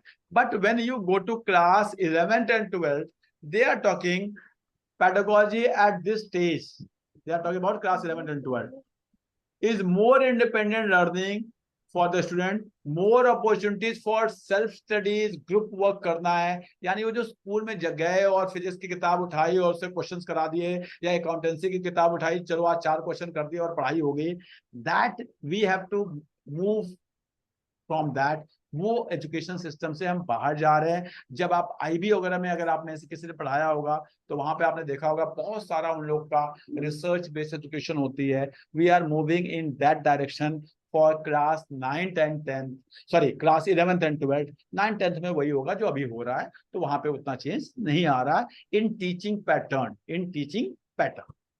नाउ अगेन एक बहुत बड़ा कंफ्यूजन है, बहुत जगह लिखा हुआ है, इस डॉक्यूमेंट में भी कई जगह लिखा हुआ है कि स्ट्रीम्स खत्म हो रही है। मैं रिपीट कर रहा हूं, मैं बता रहा हूं, और ये जो डॉक्यूमेंट का आपके स्क्रीन पर है ये इसी एनसीएफ का पार्ट है। स्ट्रीम्स खत्म नहीं हो रही। हाँ, कह रहे हैं स्ट्रीम्स खत्म हो रही है, लेकिन आप देखेंगे इन्होंने क्लियर लिखा हुआ है combination for commerce, combination for science, combination for social science. हाँ, इन्होंने एक मल्टी डिसिप्लिनरी ऑप्शन दे दिया। यानी ये कहते तो हैं कि फिजिक्स वाला बच्चा अकाउंट्स ले ले, वो तो आज भी सीबीएसई हमें नहीं रोकती। सीबीएसई में आज भी ऐसा कोई, हाँ सीबीएसई में रिस्ट्रिक्शन है कि बच्चा जिसने आईपी दिया है वो कंप्यूटर साइंस नहीं दे सकता, इस तरह की रिस्ट्रिक्शन तो है कुछ सब्जेक्ट्स के आपस में। लेकिन ऐसा कहीं रिस्ट्रिक्शन एज पर एटलीस्ट फ्रॉम माय नॉलेज ऐसा नहीं है कि एक फिजिक्स वाला बच्चा अकाउंटेंसी एज ए सब्जेक्ट नहीं ले सकता। तो इन्होंने एक मल्टी डिसिप्लिनरी कॉम्बिनेशन ऐड कर दिया कि if you do not want to study business study with accountancy, आपको और फिजिक्स और विद केमिस्ट्री, आपने फिजिक्स ले लिया, अकाउंटेंसी ले लिया, मैथमेटिक्स ले लिया, पढ़ना चाहते हैं आपकी मर्जी है, but commerce as a stream, ठीक है उसका नाम ना रहेगा लेकिन सब्जेक्ट तो रहेंगे एंड बच्चे वो पढ़ते रहेंगे। साइंस, फिजिक्स केमिस्ट्री बायो और physics chemistry maths, it will exist. Social science, it will exist. This is page number 30, आप एनसीएफ को खोल लीजिए, ये उन्हीं का डायग्राम है, उन्हीं ने लिख के दिया है। तो मुझे नहीं लगता कि स्कूलों में ये स्ट्रीम्स का सिस्टम खत्म होने जा रहा है, कुछ नहीं खत्म होने जा रहा, ये ऐसे ही रहेगा और ये ऐसे ही चलते रहेगा एटलीस्ट फॉर नेक्स्ट 10 ईयर्स। तो क्योंकि ये नेक्स्ट 10 ईयर के लिए एनसीएफ आ चुका है। हाँ, जो एनसीएफ का ड्राफ्ट आया था उसमें उन्होंने इसकी बात नहीं की थी, लेकिन मुझे पता है कि जब ड्राफ्ट आता है, आपको भी पता है, वो गया होगा तो स्कूलों ने अपना रिप्रेजेंटेशन दिया होगा, कैसे हम सेक्शंस बनाएंगे, कैसे हम टीचर्स अलॉट करेंगे, टाइम टेबल अलॉट करेंगे। जब बच्चा अगर उसने फिजिक्स ले लिया, केमिस्ट्री नहीं लिया, आगे नीट कैसे देगा, जेई कैसे देगा, क्या होगा, तो ये सारे रिप्रेजेंटेशन गया होगा। तो उसके बेसिस पे उन्होंने ये बना के दे दिया, ठीक है जी, you want to study commerce, you take this, you want to study science, you take this, you want to take social science, you take this, and they have introduced another option multidisciplinary, you want to do this, you can go for the fourth stream, इसको आप चौथा stream बोल दीजिए। they have come to that, मतलब एक कहते हैं middle path निकालने का उन्होंने कोशिश किया कि एकदम स्ट्रीम ना खत्म करें और एकदम बीच का वो ना रखे, एक रास्ता निकाल दिया कि हाँ दिस इज द एडिशन।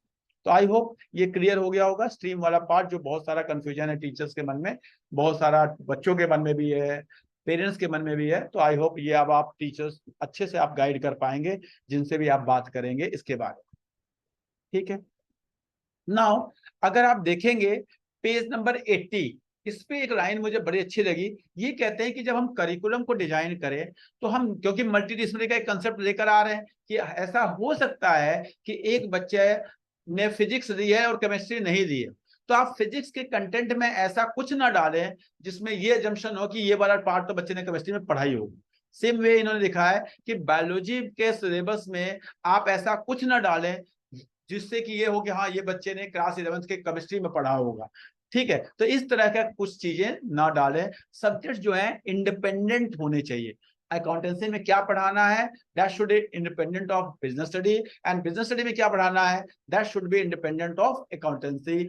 ऐसा कोई एजम्पशन नहीं होना चाहिए कि नहीं the child who has taken accountancy must be taking business study. ये एजम्पशन आपको हटा के तभी करिकुलम को डिजाइन करना है। तो दिस इज ठीक है, ये अच्छी बात है। ऐसा आज भी होता है, कई बार हमारे पास ऐसे बच्चे होते हैं जब हम बिजनेस स्टडी में पढ़ा रहे होते हैं फाइनेंशियल मार्केट एंड ऑल, तो हम एज्यूम कर लेते हैं कि हाँ ये basic term equity shares and all ये बच्चे ने अकाउंटेंसी में पढ़ा हुआ है और हो जाएगा। लेकिन हो सकता है कोई ऐसा बच्चा हो जिसने बिजनेस स्टडी तो दिया है और अकाउंटेंसी नहीं दिया है, तो ठीक है, दिस इज गुड।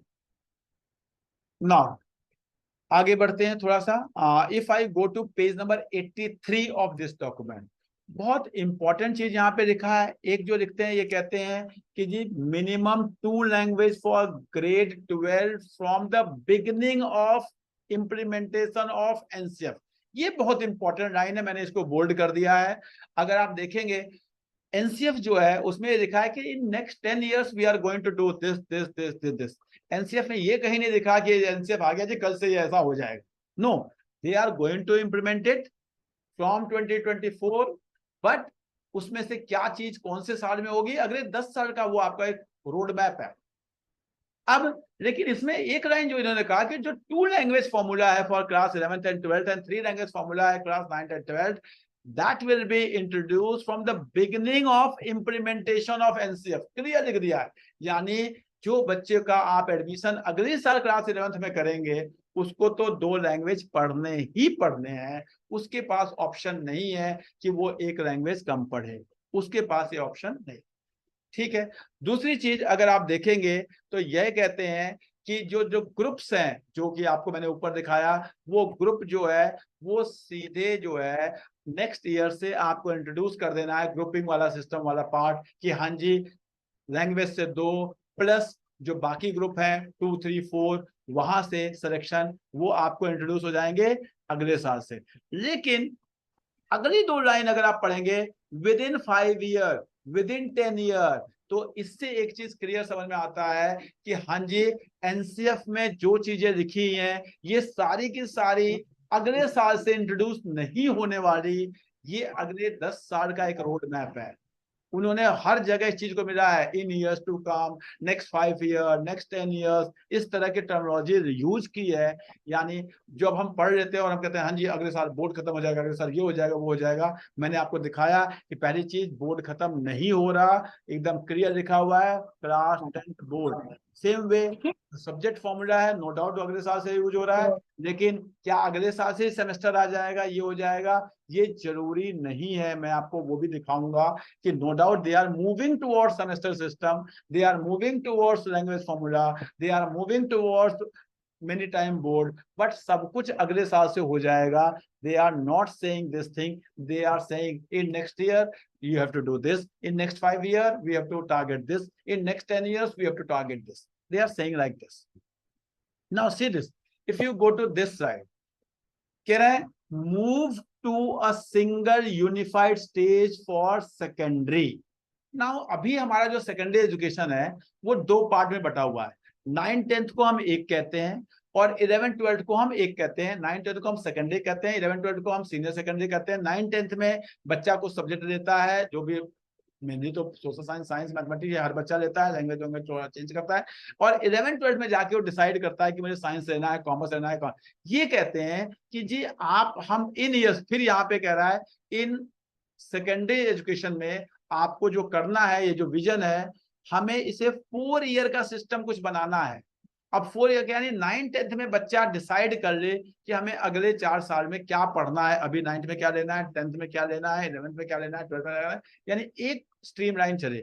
अब ये यहाँ पे थोड़ा सा कॉन्ट्राडिक्ट करते हैं। अगर बच्चा 9th में डिसाइड केवल कर लेता है कि नहीं जी मैं 11th में कॉमर्स लूंगा, लेकिन 9th में कॉमर्स है ही नहीं, तो ये कैसे होगा, क्या होगा, मुझे नहीं पता। लेकिन ये डॉक्यूमेंट में जो लिखा है वो मैं आपको बता रहा हूं कि ये 4 ईयर, इस सेकेंडरी को 4 ईयर सिस्टम बनाने की कोशिश कर रहे हैं, जहां 9 से बच्चे का एक विजन बनना चाहिए कि हम आगे क्या करने वाले हैं। तो मुझे लगता है ये जो आपका एनवायरमेंटल एजुकेशन है, वोकेशनल एजुकेशन है, उसको रिलेट करने की कोशिश करेंगे, क्योंकि एनसीक्यूएफ में बहुत सारी चीजें हैं जो कि आपको कॉमर्स, साइंस, इसको अगर आपने वोकेशनल एजुकेशन जो सब्जेक्ट ले रहे हैं वो अगर आप कुछ कॉमर्स रिलेटेड बुक वगैरह से रिलेटेड ले रहे हैं तो नो डाउट आप कॉमर्स की तरफ जाएंगे। अगर कुछ आप टेक्नोलॉजी की तरफ ले रहे हैं तो आप साइंस की तरफ जाएंगे। ऐसा कुछ करने की कोशिश करेंगे ये, यानी जो वीए सब्जेक्ट है आपका वोकेशनल एजुकेशन वाला, वीई वाला, उसके थ्रू ये 4 ईयर को इंटीग्रेट करने की कोशिश करेंगे। बिकॉज जो नॉर्मल सब्जेक्ट्स हैं वो तो इंटीग्रेट नहीं हो रहे हैं, एटलीस्ट जब मैं कॉमर्स सब्जेक्ट्स को देखता हूँ। ठीक है, उसके बाद कह रहे हैं, ध्यान से देखिएगा, ये कहते हैं the current system study in annual branch should be move to semester, should be move to, हमें ये उस तरफ को जाना है। लेकिन ये ऐसा कहीं नहीं लिखते कि नहीं जी अगले साल ही हो जाए, ऐसा नहीं लिखते। हो सकता है इन्होंने सीबीएसई से कहा कि हाँ जी हम चाहते हैं हम सेमेस्टर सिस्टम के बाद। अब सीबीएसई को डिसाइड करना है कि वो क्या अगले साल से करा पाएगी, कि वो अगले से करा पाएगी, तो वो सीबीएसई डिसाइड या डिफरेंट बोर्ड्स विल डिसाइड, हाँ अगले कुछ सालों में हम सेमेस्टर की तरफ जा रहे हैं। तो क्या सेमेस्टर आ रहा है या नहीं आ रहा है, जब तक सीबीएसई का लेटर स्कूलों में ना पहुंच जाए, जब तक सीबीएसई ये डिसीजन ना ले, तो आप इसको ना माने कि नहीं अगले साल से ही सेमेस्टर आ जाएगा। नो डाउट, क्योंकि सीबीएसई एक रीडिंग बोर्ड है, वो सबसे पहले कर देती है। तो ये हम जनरली मान के चल रहे हैं कि नेक्स्ट ईयर जो बच्चे 11th वाले आएंगे उनका सेमेस्टर हो जाएगा। But there will be different board, कोई हरियाणा बोर्ड पहले चलेगा 2025 में कर रहा होगा, यूपी बोर्ड 2027 में कर रहा होगा। तो ये धीरे धीरे सिस्टम बढ़ेगा, कौन क्या करने जा रहा है, क्योंकि सबके लिए आपको रिसोर्सेज की जरूरत है, टाइम की जरूरत है। इतना आसान नहीं है कि इन्होंने कह दिया और अगले दिन से हो जाए। तो आई होप। उसके बाद ये बोर्ड को कह रहे हैं, एक चीज अगर आप ध्यान से पढ़ेंगे, इन 10 years board examination should be prepared to offer certification through easier modular system। अब देखिए जो easier modular system है, मैं आपको बता रहा हूं कुछ सालों के बाद बोर्ड जो है ना वो ऐसे, जैसे अभी बच्चा 3rd पास हो गया, 4th पास हो गया, 5th पास हो गया, ऐसे ही 10th पास हो गया, 12th पास हो गया, काम खत्म, उसकी कोई वैल्यू नहीं है जी, हाँ जी इस क्लास हो गया। यही होने जा रहा है, क्योंकि आज भी आपको पता है, अगर आप लोग, मैं तो दिल्ली एनसीआर का मैं बता सकता हूँ, हर बच्चे के 90 आते हैं 10th में, हर बच्चे के 95 आते हैं, ठीक है, उसके बाद भी एडमिशन नहीं होता, उसके बाद भी बच्चा क्या कर रहा है। तो ये जो बोर्ड जो है ना, ये एक एजुकेशन हो गया जी, हाँ जी ये बच्चा इतना क्वालिफाइड है, इतना पढ़ा लिखा है, काम खत्म। उसके बेसिस पे आगे कुछ होने वाला है, उसके बेसिस पे एडमिशन होने वाले हैं, उसके बेसिस पे जॉब मिलने वाली है, ऐसा कुछ होने वाला नहीं है। ये एक सिंपल, जैसे बच्चा 5वीं पास हो जाता है वैसे बच्चा 10वीं पास हो जाएगा, वैसे बच्चा 12वीं पास हो जाएगा, ऐसे कुछ सिस्टम पे हम जा रहे हैं। बिकॉज आज जो हमारा बोर्ड है, अगर हम इसको और इजियर करने जा रहे हैं तो अब क्या करने जा रहे हैं, आपको भी पता है, जो लोग पढ़ रहे हैं, आपको पढ़ा रहे हैं टीचर्स में, उनको पता है कि हमारे 10th वगैरह के बोर्ड कैसे हो गए हैं। आई होप उसको बहुत ज्यादा करेंगे तो फिर नाउ आगे चलते हैं। फिर देखिए क्या कहते हैं, easier without compromising on assessment। ये कहते हैं जी हमें इसे वो इजी तो करेंगे लेकिन एसेस जो है वो ठीक से करेंगे, कॉम्पिटेंसी बेस्ड असेसमेंट करेंगे। तो देखिए कितना कर पाते हैं, फिर वही मैंने आपको बताया, पेज नंबर 31 है इसका डॉक्यूमेंट का। और यहाँ पे फिर इन्होंने एक वर्ड लिखा है, move to a single secondary stage. मैं रिपीट कर रहा हूं, 9, 10th, 11, 12 ये चारों सेकेंडरी है। अभी 9, 10th सेकेंडरी कहते हैं, 11, 12 को सीनियर सेकेंडरी कहते हैं। अब ये लेवल 1, लेवल 2 बढ़ के एक बनने वाला है, और इसको ये सिंगल सेकेंडरी स्टेज की बात कर रहे हैं। यहाँ पे कहते हैं student have choice and flexibility from grade 9, ठीक है, following the current curricular structure of grade 11, 12, कि जी 11, 12 में क्या पढ़ना है 9 से डिसाइड कर लो। लेकिन 9, 10th में कॉमर्स वॉमर्स है नहीं, तो कैसे डिसाइड कर लेगा बच्चा, मुझे समझ में आता है, लीगल स्टडी बच्चे के पास है नहीं, अकाउंटेंसी बच्चे के पास है नहीं, बिजनेस स्टडी बच्चे के पास है नहीं, लेकिन डिसाइड कर लेगा कि मैं 11th-12th में बिजनेस स्टडी पढ़ूंगा। तो ये थोड़ा सा कॉन्ट्राडिक्शन है, ये चीजें आएंगी, प्रॉब्लम आएंगी जब डिसाइडेशन होगा। तो the current system of study should be annual of 2 pattern, वो ठीक है, सेमेस्टर में हम जाएंगे। और मॉड्यूलर एग्जामिनेशन की तरफ हम मूव कर रहे हैं। ये मॉड्यूलर एग्जामिनेशन क्या है मैं अभी आपको बताऊंगा। हर बार ये मॉड्यूलर एग्जामिनेशन ये वर्ड यूज कर रहे हैं, ये क्या है, हम इसके तरफ मूव करते हैं। मैं भी आपको बताऊंगा कि ये क्या होता है। एनी क्वेश्चन, किसी के मन में कोई क्वेश्चन है तो आप मुझसे पूछ सकते हैं। जब आप क्वेश्चन पूछते हैं तो मुझे आराम करने का टाइम मिल जाता है in between. Anyone having anything in your mind? किसी के मन में कोई क्वेश्चन है यहां तक? नहीं है? ठीक है, मैं चलता हूं नेक्स्ट स्टेज पे। अगर आप देखेंगे पेज नंबर 82, ये कहते हैं हर सब्जेक्ट को subject of examination at different level. ये बहुत अच्छी चीज कहा है इन्होंने। कहते हैं जी आप जब फिजिक्स पढ़ाएंगे तो एक बेसिक फिजिक्स होगी और एक एडवांस फिजिक्स होगी। जैसे मैथमेटिक्स में आज के टाइम पे भी है, एक बेसिक है, एक एडवांस। तो कहते हैं एक बेसिक अकाउंटेंसी, एक एडवांस अकाउंटेंसी, एक बेसिक मैथमेटिक्स, एक एडवांस मैथमेटिक्स, एक बेसिक हिंदी, एक एडवांस हिंदी, एक बेसिक लीगल स्टडीज, एक एडवांस लीगल स्टडीज। तो बच्चे के पास हर सब्जेक्ट में बेसिक और एडवांस का ऑप्शन होना चाहिए। बच्चा डिसाइड करेगा कि मुझे बेसिक पढ़नी है या एडवांस पढ़ना। पहली बात तो आई होप ये क्लियर हो गया। दूसरा ये कहते हैं फिर, अच्छा ये भी है कि बेसिक एडवांस ऐसा नहीं कि अगले साल से हो जाएगा, they are recommending this thing. अब ये कितने टाइम में करिकुलम डिजाइन कर पाएगी एनसीईआरटी, फिर सीबीएसई उसको फॉलो कर पाएगी, तो टाइम लगेगा। ये 1-2 दिन में नहीं होने वाला, 1-8 साल में नहीं होने वाला, टाइम लगेगा। नाउ जो टीचर्स आपको मैंने बताया था vocational education, art education and physical education में क्या होगा, local assessment with external examiner.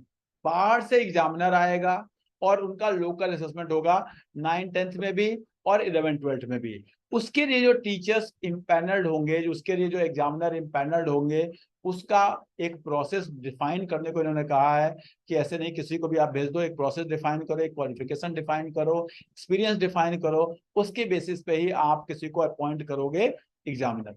ठीक है, उसके बाद फिर वही बोर्ड जो है हम इजी करेंगे। अगेन पेज नंबर 82 पे इन्होंने लिखा है, वो बार बार ये लिख रहे हैं बोर्ड को हम और इजी करें। अभी कितना इजी करना चाहते हैं मुझे नहीं पता। नेक्स्ट चलते हैं आगे। अगर आप देखेंगे बोर्ड के चेंजेस की जो बात करते हैं, यहाँ पे एक बहुत इंपॉर्टेंट पॉइंट है जो आपको जानना है। एक कि कॉम्पिटेंसीज में हम जा रहे हैं, फिर कहता है same examination at least twice a year. यानी अगर एनुअल एग्जाम है, ध्यान से सुनिए, मान लीजिए बच्चे का मार्च में एग्जाम जो आज चलता है, तो बच्चे के पास 2 ऑप्शन होना चाहिए कि मार्च में भी दे दे, अप्रैल में भी दे दे, या मार्च में दे दे, फरवरी में भी दे, कि अगर फरवरी में कोरोना हो गया बच्चे को तो मार्च में दे सकते, या फरवरी में बच्चा डिप्रेशन में है मार्च में दे दे, या मार्च में बच्चे के मार्क्स कम आए अप्रैल में दे दे। यानी 2 बार एग्जाम देने का ऑप्शन होगा पहली बार।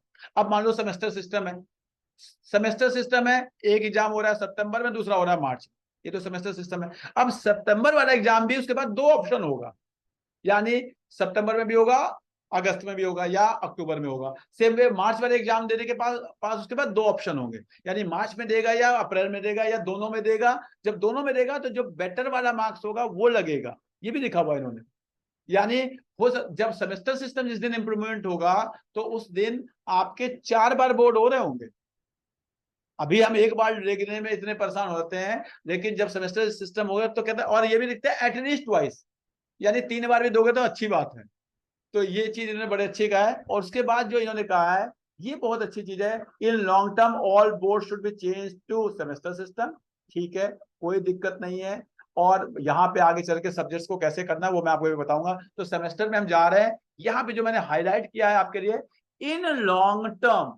फिर वही बात है जो बहुत सारा कंफ्यूजन है कि नहीं जी अगले साल से सेमेस्टर हो जाएगा। नहीं जी, ये डिपेंड करेगा बोर्ड्स पे, स्कूल पे। जब प्रिंसिपल्स वगैरह के साथ मीटिंग होती रहती है सीबीएसई की, जो गवर्निंग बॉडी में बहुत सारे लोग हैं, वो देखेंगे कितना टाइम लगेगा इसको इम्प्लीमेंट करने में। एक दिन में ये चीजें नहीं होने वाली। हाँ, we are moving towards that direction, ये इन ईयर्स टू कम होगा, लेकिन कितना टाइम लगेगा वो डिपेंड करेगा इंफ्रास्ट्रक्चर पे। Infrastructure is more important. Now आगे बढ़ते हैं। तो हम सेमेस्टर की तरफ जा रहे हैं, बट अगेन मैं फिर बता रहा हूँ, इस बहुत इंपॉर्टेंट है, इन लॉन्ग टर्म। क्लियर लिखा है, हम आने वाले सालों में जाएंगे जरूरी नहीं है कि हम अगले साल ही जा रहे हैं, ठीक है। नाउ यहाँ पर एक देखिए बहुत इंपॉर्टेंट चीज है, ये यहाँ पे कहते हैं कि दो बॉडी है हमारे पास। एक बॉडी है, मैं सीबीएसई के पॉइंट ऑफ व्यू से बता रहा हूँ, आप लोग अपने अपने जिस भी स्टेट में समझ। एक बॉडी है सीबीएसई, दूसरी बॉडी है एनसीईआरटी। आज का टाइम ये होता है कि अप्रैल के महीने में सीबीएसई करिकुलम निकालती है, हम एनसीईआरटी की बुक्स पढ़ते हैं, नहीं, वो कहते हैं जी करिकुलम डिजाइन करने का काम एनसीईआरटी का है। एनसीईआरटी करिकुलम डिजाइन करे, एनसीईआरटी करिकुलम निकाले, सीबीएसई का काम केवल और केवल टेस्टिंग का है। जो एनसीईआरटी ने करिकुलम निकाला है वो करिकुलम पे बच्चा प्रिपेयर्ड है कि नहीं, इस टेस्ट को कराने का काम एनसीईआरटी का है, सॉरी सीबीएसई का है। तो सीबीएसई करिकुलम डिफाइन करने में कहीं नहीं आएगी, करिकुलम सीबीएसई का नहीं आएगा।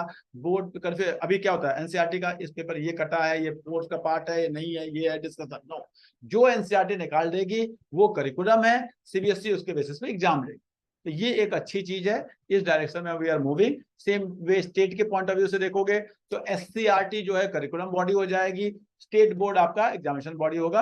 अगेन फिर ये कहते हैं कि नहीं जी करिकुलम तो नेशनल लेवल पे बनेगा, तो एससीईआरटी और एनसीईआरटी मिलके बनाएंगी करिकुलम, और बोर्ड देंगे, जो भी स्टेट बोर्ड्स होंगे अपना अपना स्टेट देंगे, और उसके बाद सीबीएसई अपना नेशनल जो एग्जाम लेती है वो लेगी। इस डायरेक्शन में हम लोग मूव कर रहे हैं। नाउ आगे चलते हैं, ये देखिए ये बहुत इंपॉर्टेंट चीज है। क्या कहते हैं, मैं पूरी स्लाइड पढ़ूंगा। कहते हैं board examination should be offered at least twice, वो मैं आपको बता चुका हूं, लेकिन कहते हैं the process could be more possible through creation of comprehensive test item bank created using suitable software. ये कहते हैं बार बार बोर्ड का पेपर ऊपर बनाने की जरूरत नहीं है। आप क्या करो, एक सॉफ्टवेयर बनाओ, उसके अंदर क्वेश्चंस डाल दो। सपोज फिजिक्स की बात कर रहे हैं, हर चैप्टर के कुछ एमसीक्यू डाल दो, हर क्वेश्चन के शॉर्ट आंसर डाल दो, हर क्वेश्चन के लॉन्ग आंसर डाल दो। जो इस बच्चे को देखिए यहाँ नीचे लिखा है ऑन डिमांड एग्जामिनेशन, बच्चे को कहता है जी दिसंबर के महीने में कहता है जी मुझे तो बोर्ड देना है, वो जाए क्लिक करे, जो एल्गो दिया हुआ है, हाँ जी लॉन्ग क्वेश्चन इतना, शॉर्ट क्वेश्चन इतना, इस चैप्टर से इतना, लेवल वाइज आपका रिमेम्बरिंग वाइज इतना, इस तरह के एक आपने एल्गो फिट कर दिया है, उसके बेसिस पे एक पेपर उसके सामने आएगा, बच्चा अपेयर करेगा और एग्जाम देके आ जाए। वी आर प्लानिंग कि हम इस तरह के जाएंगे, ये एग्जाम बनाना, पेपर प्रिंट करना, ये सब के लिए हम बाहर आएंगे। अभी भी हम सीयूईटी को अगर आप देखोगे तो क्या किया उन्होंने 1000-2000 क्वेश्चन बनवाए टीचर से और उन्हें एक सॉफ्टवेयर में डाल दिया, वहां पे एल्गो फिट कर दिया कि हाँ जी ये 2000 में से 50 क्वेश्चन आने हैं, 50 में से कितने कंपनी अकाउंट के आने हैं, कितने पार्टनरशिप के आने हैं, किस लेवल के आने हैं, कितने आपके फिल इन द ब्लैंक्स वाले आने हैं, कितने असेसमेंट सर रीजनिंग के आने हैं, और बच्चे के पास 50 क्वेश्चन आ जाते हैं, बच्चे को 40 करने होते हैं। तो वो केवल एमसीक्यू के लिए है, लेकिन ये पूरे प्रोसेस को सॉफ्टवेयर बेस्ड बनाने की बात कर रहे हैं। हाँ, और इसलिए कि बच्चे का जब मन करे वो जाके बोर्ड देना शुरू कर देगा। बट फिर मैं बता रहा हूँ ये करनी होने वाला, this is the vision for next 10 years। और बहुत सारे कंट्रीज में ऐसा आज भी होता है, बच्चे देते हैं आज भी। अगर आप देखोगे, अगर आप में से किसी ने कभी सेबी वगैरह के एग्जाम के लिए अपियर किया हो, तो हम लोग जैसे सेबी का सर्टिफिकेट होता है एनसीएफ का, उसमें क्या होता है बच्चे जाते हैं रजिस्टर करते हैं, जिसको जब एग्जाम देना रजिस्ट्रेशन करो, डेट आती है उस डेट पे जाके अपना एग्जाम देके चले जाते हैं, सेंटर्स बने। तो we are moving into that direction. अब सीयूईटी की वजह से 20-20 लाख जगहों पे सीयूईटी होने लगा है, 20-20 लाख बच्चे अपेयर करने लगे, सॉरी, और बहुत सारे सेंटर्स बन गए हैं। तो board in years to come बड़े आराम से हो जाएंगे। वो स्कूलों में बोर्ड के सेंटर होना जरूरी नहीं है, कुछ स्कूल होंगे जो कहेंगे जी हमारे पास सेंटर है, किसी भी स्कूल का बच्चा रूम बना हुआ है, वहां आ रहा है, पेपर दे रहा है, जा रहा है, काम। We are moving into that direction, but again it is in years to come. ये कल परसों नहीं होने वाला, अगले साल नहीं होने वाला, because it needs a big infrastructure. बहुत बड़ा काम है, बहुत बड़े क्वेश्चन बैंक बनाना, सॉफ्टवेयर बनाना, उसको चेक करना, उसका स्टैंडर्ड मेंटेन करना, ये सब चीजों में टाइम लगेगा। ये 1-2 दिन में होने वाली चीजें नहीं है। क्या एक होता है एक विजन, उस विजन की तरफ हम चल रहे हैं, होगा, टाइम लगेगा, ठीक है। तो आई होप ये मॉड्यूलर बोर्ड, जो बार बार मॉड्यूलर बोर्ड जो वर्ड यूज कर रहे थे, ये मॉड्यूलर बोर्ड क्या है ये आई होप क्लियर हो गया आपको। मॉड्यूलर बोर्ड का मतलब बच्चा जब चाहे बोर्ड दे। 4 बार बोर्ड की तो वो ऐसे ही बात कर रहे हैं, वो कह रहे हैं सेमेस्टर सिस्टम होगा ना हो, और जो भी एग्जाम दे रहा है उसको 2 ऑप्शन मिलेंगे, यानी सितंबर वाले एग्जाम के 2 ऑप्शन, मार्च वाले एग्जाम के 2 ऑप्शन, 4 तो ऐसे ही है। ये तो बहुत जल्दी आने वाला है, हो सकता है नेक्स्ट ईयर आ जाए, नेक्स्ट टू नेक्स्ट ईयर आ जाए। लेकिन उसके बाद भी नहीं जी, मैं तो दिसंबर में ही देना चाहता हूँ, उसके बाद मैं अपनी नीट की तैयारी में लग जाऊंगा, तो वो ऑप्शन भी बच्चे को मिलने वाला है in years to come. Any doubt, anyone having any doubt on this? Anyone having doubt on this और should I move? Okay, now अब बात करते हैं उसका जो वोकेशनल एजुकेशन जो वीई है, उसमें अगर आप देखेंगे वहां पे उन्होंने लिखा था local assessment with external examiner. 10th में भी यही है, 12th में भी यही है, यानी उसमें बच्चे को बोर्ड में नहीं जाना। फिजिकल एजुकेशन का पेपर बच्चे ने फिजिकल एजुकेशन सब्जेक्ट लिया, इसका बोर्ड होगा ही नहीं। अब अभी क्या होता है फिजिकल एजुकेशन में, आई थिंक 30 नंबर का प्रैक्टिकल होता है, 70 नंबर का बच्चा जाके बोर्ड देता है। लेकिन अब ऐसा नहीं होगा, बच्चे का 75 मार्क्स का प्रैक्टिकल होगा। देखिए लिखा है, it is recommended that 75% weightage for overall certification to be given as demonstration based assessment. मतलब आर्ट में, फिजिकल एजुकेशन में, आपका वोकेशनल एजुकेशन में 75 मार्क्स का तो प्रैक्टिकल होगा और 25 मार्क्स का रिटर्न पेपर होगा। वो रिटर्न पेपर भी बच्चा बोर्ड में जाके नहीं देगा, वो बोर्ड से पेपर आएंगे, वही सॉफ्टवेयर बेस्ड होंगे। आप प्रिंट आउट निकाल लो जब मर्जी, बाहर से एग्जामिनर आया हुआ है, आप स्कूल में करा लो, चेक कर दो, मार्क्स बोर्ड में भेज दो। ये सिस्टम हम जा रहे हैं फॉर ग्रुप 2। ग्रुप 2 के जो तीनों करिकुलर एरियाज है, मैं रिपीट कर रहा हूं, मैं ऊपर जा रहा हूं सो दैट कि आप देख पाए। यहाँ देखिए, ये जो ग्रुप 2 के सब्जेक्ट्स हैं, ये वाले art education, physical education and vocational education, इन तीनों में ग्रुप 2 के जो 3 करिकुलर एरिया है, तीनों में होने यही जा रहा है 75 मार्क्स प्रैक्टिकल, 25 मार्क्स थियोरी, और वो थियोरी भी स्कूल में होगा, बोर्ड से केवल पेपर आ जाएगा, स्कूल में एक्सटर्नल एग्जामिनर आएगा, इंटरनल एक्सटर्नल मिलकर एग्जाम करवाएंगे, कॉपी चेक करेंगे, मार्क्स भेज देंगे। जैसे आज के टाइम पे प्रैक्टिकल होता है जनरली, अगर आप फिजिक्स वगैरह में देखेंगे तो ऐसे ही होता है प्रैक्टिकल, उसी को थोड़ा सा और रिफाइन कर देंगे। तो आई होप ये जो वोकेशनल सब्जेक्ट को कैसे होगा वो आपको क्लियर हो गया होगा, किसी को इसमें डाउट नहीं होना चाहिए, ये एग्जाम कैसे होंगे ये क्लियर हो गया। Now Sir, yes ma'am, please please. sir, earlier we did had CC. हाँ Accordingly, it will be done. हाँ, कुछ ऐसा ही उसी तरफ जा रहे हैं मैम। आपको पता है जब हमने सीसी इम्प्लीमेंट किया था तो क्या क्या प्रॉब्लम आई थी, केवल कागज Summative assessment 1 and 2, and at that time papers used to be there from board itself. हाँ हाँ, तो केवल कागज पूरे होते थे, मुझे लगता है अभी भी वही होंगे, अभी भी प्रैक्टिकल में मैम देखिए ये हम भी ऐसा है, और नहीं, जैसे समेटिव 1 का पेपर बोर्ड से आया था, फिर वो सेम डे स्कूल से निकाले थे। हाँ, तो वो वैसे ही होगा, बोर्ड से पेपर आएगा, आप प्रिंट आउट निकालोगे, एक एग्जामिनर आएगा, हाँ। उसी के सामने आप निकालोगे, फिर पेपर बच्चों को दे दोगे, चेक करोगे, मार्क्स भेज दोगे, काम होता। This is going to happen. No, you are talking about external also, na? So हाँ external हाँ, we have there to call. It is written ma'am, I show you again.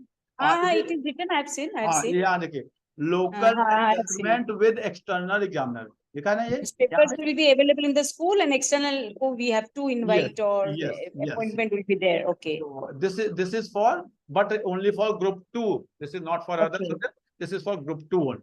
ठीक है? Okay. Now, अब यहाँ पर एक चीज और बताएं, इन्होंने कहा है जो पेपर में क्वेश्चंस होंगे वो 2 तरह के होंगे, एक सिलेक्टिव रिस्पांस वाले जो एमसीक्यू ट्रू फॉल्स होते हैं, और एक कंस्ट्रक्टिव रिस्पांस वाले जो कि आप जो बच्चे लिखते हैं 3 मार्कर, 4 मार्कर, 5 मार्कर। तो इसका मतलब जो अब बहुत सारे मन में डाउट है लोगों का कि नहीं जी कंप्यूटर बेस्ड एग्जाम होगा तो कहीं सारा एमसीक्यू ही तो नहीं होगा, ऐसा नहीं होने वाला। पेपर दोनों तरह के होंगे, बच्चे का लॉन्ग आंसर भी क्वेश्चन होंगे और शॉर्ट आंसर भी क्वेश्चन होंगे, ये तो एकदम क्लियर है। दूसरा, इसका जो पहला पार्ट है, अगर आप ध्यान से देखेंगे पेज 28 पे है, I am writing page number everywhere so that कि आप you can take the reference. ये कहते हैं कि test developer, reviewer, translator and evaluator, ये 4 पार्ट में टीचर्स डिवाइडेड होंगे। आपको क्या बनना है depending upon your experience, your knowledge, your qualification. You want to become test developer, you want to become reviewer, you want to become translator, you want to become evaluator, आपको formal university certificate लेना पड़ेगा। Now university इसके लिए एक certification course देंगी, वो आपको certificate लेंगे, तभी आप टेस्ट डेवलपर बनेंगे। अभी क्या होता है सीबीएसई, किसी को भी आप स्कूल में टीचर अपॉइंट हुए और अगले साल पता चलता है आपका लेटर आ गया, आ जाइए कॉपी चेक करनी, अब पता नहीं आपके अंदर वो नॉलेज है, एक्सपीरियंस है, नहीं है, लेकिन लोग करते हैं और बहुत सारी दिक्कतें आती है। तो नाउ अगर आप आईबी वगैरह में जाएंगे तो वहां पे एकदम क्लियर है, वहां पे कुछ ट्रेनिंग्स होती हैं, जो कुछ को क्वालिफाई करता है वही लोग इस, तो यहाँ पे भी ये लोग कह रहे हैं कि जी अब ये टीचर्स को ये लेना पड़ेगा certification, and then only you will record. अब आपके मन में आएगा ठीक है जी हमें नहीं बुलाएंगे, नहीं बुलाएंगे, लेकिन आप अपने स्कूल में, आपके स्कूल के 4 टीचर डेवलपर हैं, 4 टीचर रिव्यूअर हैं, आपको तो आपको एक तरह से वो आप कहते हैं ना सब स्टैंडर्ड हो जाएंगे, और कुछ समय के बाद जो प्राइवेट स्कूल एंड ऑल है वो तो अपॉइंटमेंट ही देना बंद कर देंगे कि आज जी आपने कोई सर्टिफिकेट कोर्स किया है, क्यों रखें, क्योंकि अगर आपके अंदर वो नॉलेज नहीं है तो आप उस तरह से बच्चों को पढ़ा भी नहीं पाएंगे। तो मुझे लगता है कि ये एक अच्छा चीज है for the growth of the teachers also, and for getting एक स्टैंडर्ड बच्चों का जो चेकिंग एग्जामिनेशन एंड ऑल है वो भी एक अच्छा होगा। कई बार होता है बोर्ड का पेपर बन गया, उसके बाद कहते हैं पेपर में तो ये प्रॉब्लम है, अब वो प्रॉब्लम सॉल्व हो जाएंगी अगर if you are qualified enough for that. Now अगर आप देखेंगे, ये मैंने एक एग्जांपल लिया है, इन्होंने ना हर सब्जेक्ट में, हर सेशन नॉट सब्जेक्ट, हर स्टैंडर्ड पे 9th 10th में, 6th 7th 8th में, 3 4 5 में, 11th 12th में बच्चे का टाइम डिस्ट्रीब्यूशन कैसे करना है, बच्चे का टाइम टेबल कैसे बनाना है, ये भी दिया है। अगर आप इस डॉक्यूमेंट को देखोगे, मैंने एक एग्जांपल दिया आपको, कितने पीरियड आपको लैंग्वेज R1 R2 R3 जो है आपके, ये लैंग्वेजेस हैं, मैथमेटिक्स है, साइंस है, सोशल साइंस है, ये मैंने जानबूझ के आपको 9th 10th कर दिया है ताकि बताऊं कि ये जो वोकेशनल एजुकेशन है, फिजिकल एजुकेशन है, आर्ट एजुकेशन है, it is not like that कि जब अभी हम क्या करते हैं, चलो जो पी का एक पीरियड लगाते हैं वीक में, ऐसा करके अब काम नहीं होने वाला। आपको नंबर ऑफ पीरियड्स अगर आप ध्यान से देखेंगे, for vocational education number of period is 138, physical education is 108, vocational education is 132, it is approx equal to your math science social science, उसके आसपास है, लैंग्वेज से तो ज्यादा दिख के ही लग रहा है। तो आप, क्योंकि इनके भी बोर्ड होने हैं, बोर्ड तो क्या इंटरनल ही होने हैं, लेकिन एग्जाम होना है, मार्क्स आना है, इसलिए अब आपको नंबर ऑफ पीरियड्स इनके लगाने पड़ेंगे। यहां से एक चीज मैं बता रहा हूं, इन डेज टू कम बहुत सारी गवर्नमेंट एंड प्राइवेट वैकेंसीज आने वाली हैं इंडिया में वोकेशनल एजुकेशन की बहुत। तो अगर आपके बच्चे हैं, आपके छोटे भाई बहन हैं जिनको, तो अगर आप उनको कुछ ITI ट्रेड, पॉलिटेक्निक ट्रेड वगैरह करा देते हैं, जो कि NCQF में जो ट्रेड्स हैं उसमें से अगर 1-2 करा देते हैं, तो मुझे, मेरा जो विजन कहता है, I am a person of equity market, मैं अगले 2-3-4 साल को विजन विजुअलाइज कर पाता हूं, तो मुझे लगता है कि हजारों में नहीं लाखों में वैकेंसीज आएंगी, स्टेट गवर्नमेंट्स की भी आएंगी, सेंट्रल गवर्नमेंट की भी आएंगी, केवीज वगैरह में आएंगी, नवोदय विद्यालय वगैरह में आएंगी। तो अगर आप गवर्नमेंट जॉब के इंटरेस्टेड हैं एंड ऑल, तो आप लोग इस तरह का कोई कोर्स करके अपने छोटे भाई बहन या आपके बच्चे हैं, कोई ग्रेजुएशन कर रहे हैं, कोई पोस्ट ग्रेजुएशन कर रहे हैं, तो अगर उनको आप कहें कि NCF के 1-2 ट्रेड को अगर वो क्वालिफाई करके सर्टिफिकेशन ले लेते हैं, तो हो सकता है कि उनको जॉब लेना आसान होगा इन ईयर्स टू कम। अगले 2-3-4 सालों में बहुत वैकेंसीज आने वाली हैं, बिकॉज अगर किसी स्कूल में 6th में भी 132 पीरियड वोकेशनल एजुकेशन के होने हैं, 7th में भी होने, 8th में भी होने, 9th में भी होने, 10th में भी होने, तो भाई उसको पढ़ाने वाला टीचर तो चाहिए, उसको पढ़ाने वाला ऐसा तो नहीं फिजिक्स का टीचर पढ़ाएगा उसको, तो उसके टीचर्स कहाँ से आएंगे? वो चीजें जो उन्होंने सब्जेक्ट, एग्रीकल्चर सब्जेक्ट दिया है, बहुत सारे सब्जेक्ट दिए हैं, no doubt private schools and all same teachers हो, बायो वालों को कहेंगे एग्रीकल्चर पढ़ाओ, ये होगा, अभी भी होता है ऐसी चीजें, लेकिन but in years to come बहुत वैकेंसीज आने वाली हैं। तो आप लोग उसको, क्योंकि ये यहाँ पे अभी थोड़ी दिनों के बाद आपको ये भी नोटिफाई करेंगे कि किस क्वालिफिकेशन के पर्सन क्या पढ़ा सकते हैं, तो वो चीजें आएंगी, तो आपको उसके लिए प्रिपेयर होना है, और ये एक अच्छा ऑप्शन है in days to come. I hope मैं बेसिक चीजों को कवर कर पाया, जो बेसिक आप मन में कंफ्यूजन था, बोर्ड से रिलेटेड, सब्जेक्ट से रिलेटेड, टाइम से रिलेटेड, नंबर ऑफ लैंग्वेजेस से रिलेटेड, वो मैंने कवर करने की कोशिश की। मैं फिर बता रहा हूँ, this document is of total 600 pages, 1 घंटे 1.5 घंटे में सब कुछ कवर नहीं हो सकता था, लेकिन जो कंफ्यूजिंग पार्ट था जो, उसको मैंने कवर करने की कोशिश किया है। Any one of you have any doubt, I am ready to take अगले 10 मिनट। मैं चाहूंगा कि आप लोग अपना सब लोग एक लाइन में फीडबैक जरूर दें अपना कैमरा ऑन करके, और कि आपको कैसा लगा ये सेशन, और दूसरा कि अगर आपके मन में कोई डाउट है तो मैं देना चाहूंगा। This is my humble request, if you give the feedback it will be good for me at least. Negative positive कुछ भी दे सकते हैं, अच्छा लगे नहीं खराब लगा तो आप बोलिए, हमारा 1 घंटे आपने वेस्ट कर दिया, मैं अभी पता नहीं कोई क्रिकेट आ रहा होता देखता, कोई दिक्कत नहीं। बहुत ही एक्सीलेंट प्रेजेंटेशन सर, जो इतना बड़ा डॉक्यूमेंट और उसको आपने बहुत ही बेहतरीन, मैं कहूँगा बिल्कुल जो सार था वो नटशेल में पूरा अच्छे से एक्सप्लेन कर दिया। Very well done presentation sir, बहुत Thank you. nice।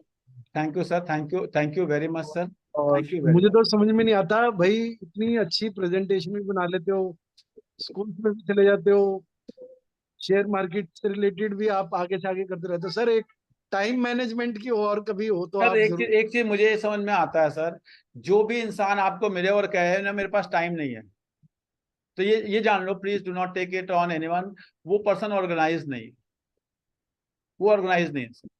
True, बस sir. इतना है। एकदम कोई भी इंसान अगर आपको लाइफ में मिलता है कहता है मैं बहुत बिजी हूँ, टाइम नहीं है, इसका मतलब वो इनएफिशिएंट पर्सन है, वो एफिशिएंट पर्सन है ही नहीं। तो ये चीज तो एकदम क्लियर है, time is not a problem for, time is एक ऐसी चीज जो भगवान ने सबको इक्वल दी है, वो है टाइम, वो है सबको टाइम, तो वो बहुत बड़ी चीज नहीं है। तो इस चीज को मुझे लगता है कि ठीक है, कभी करेंगे सर, टाइम मैनेजमेंट के ऊपर भी सेशन कर देंगे, आप कहेंगे तो। Thank you very much sir for your positive words. Others please, I will take your feedback please. Thank you so much, sir. Really, it was a nice if you can session. introduce yourself from where you have joined or something, Yeah. so it will be good I for I me. have joined from Bikaner Shri Jain Public School Principal Rupashri Sipani. Thank you, ma'am. Thank you very much. My And pleasure. many of my teachers are also there. Monica Taneja, Preeti Parikh, Sima Gelo, they have also joined.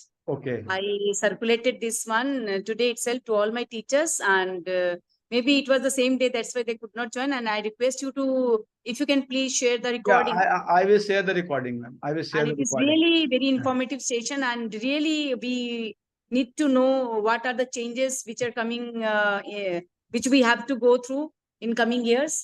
In Major any, changes, and in a nutshell, we are presented, and many of our doubts have been cleared today. thank you, ma'am. Thank you very much. And if you want any exclusive session for your teachers also, then we can have it at any day. Any day. Sure, sure. Okay. I'll Anyone- get back to you, sir. Thank you, ma'am. Thank you very much. For students also, Sunil Yes, ji, ma'am. we Yeah. plan internship in Yeah. the month of December, but we could not do. But in some or other day, definitely we'll do it. Thank you, ma'am. Thank you very much. Thank you so much. Anyone else, please? I will like to hear your feedback. Any teacher? Should we close? Okay, thank you very much. तो आप लोगों ने time दिया, और if any one of you want certification for this, we can issue a certificate for all this, because for CBSE purpose you need, so I can issue, only you text me your name, I will give the certificates. Thank you so much, Sunil Thank ji. you, ma'am. And I request you, I would like to request you for NEP, session on NEP as well.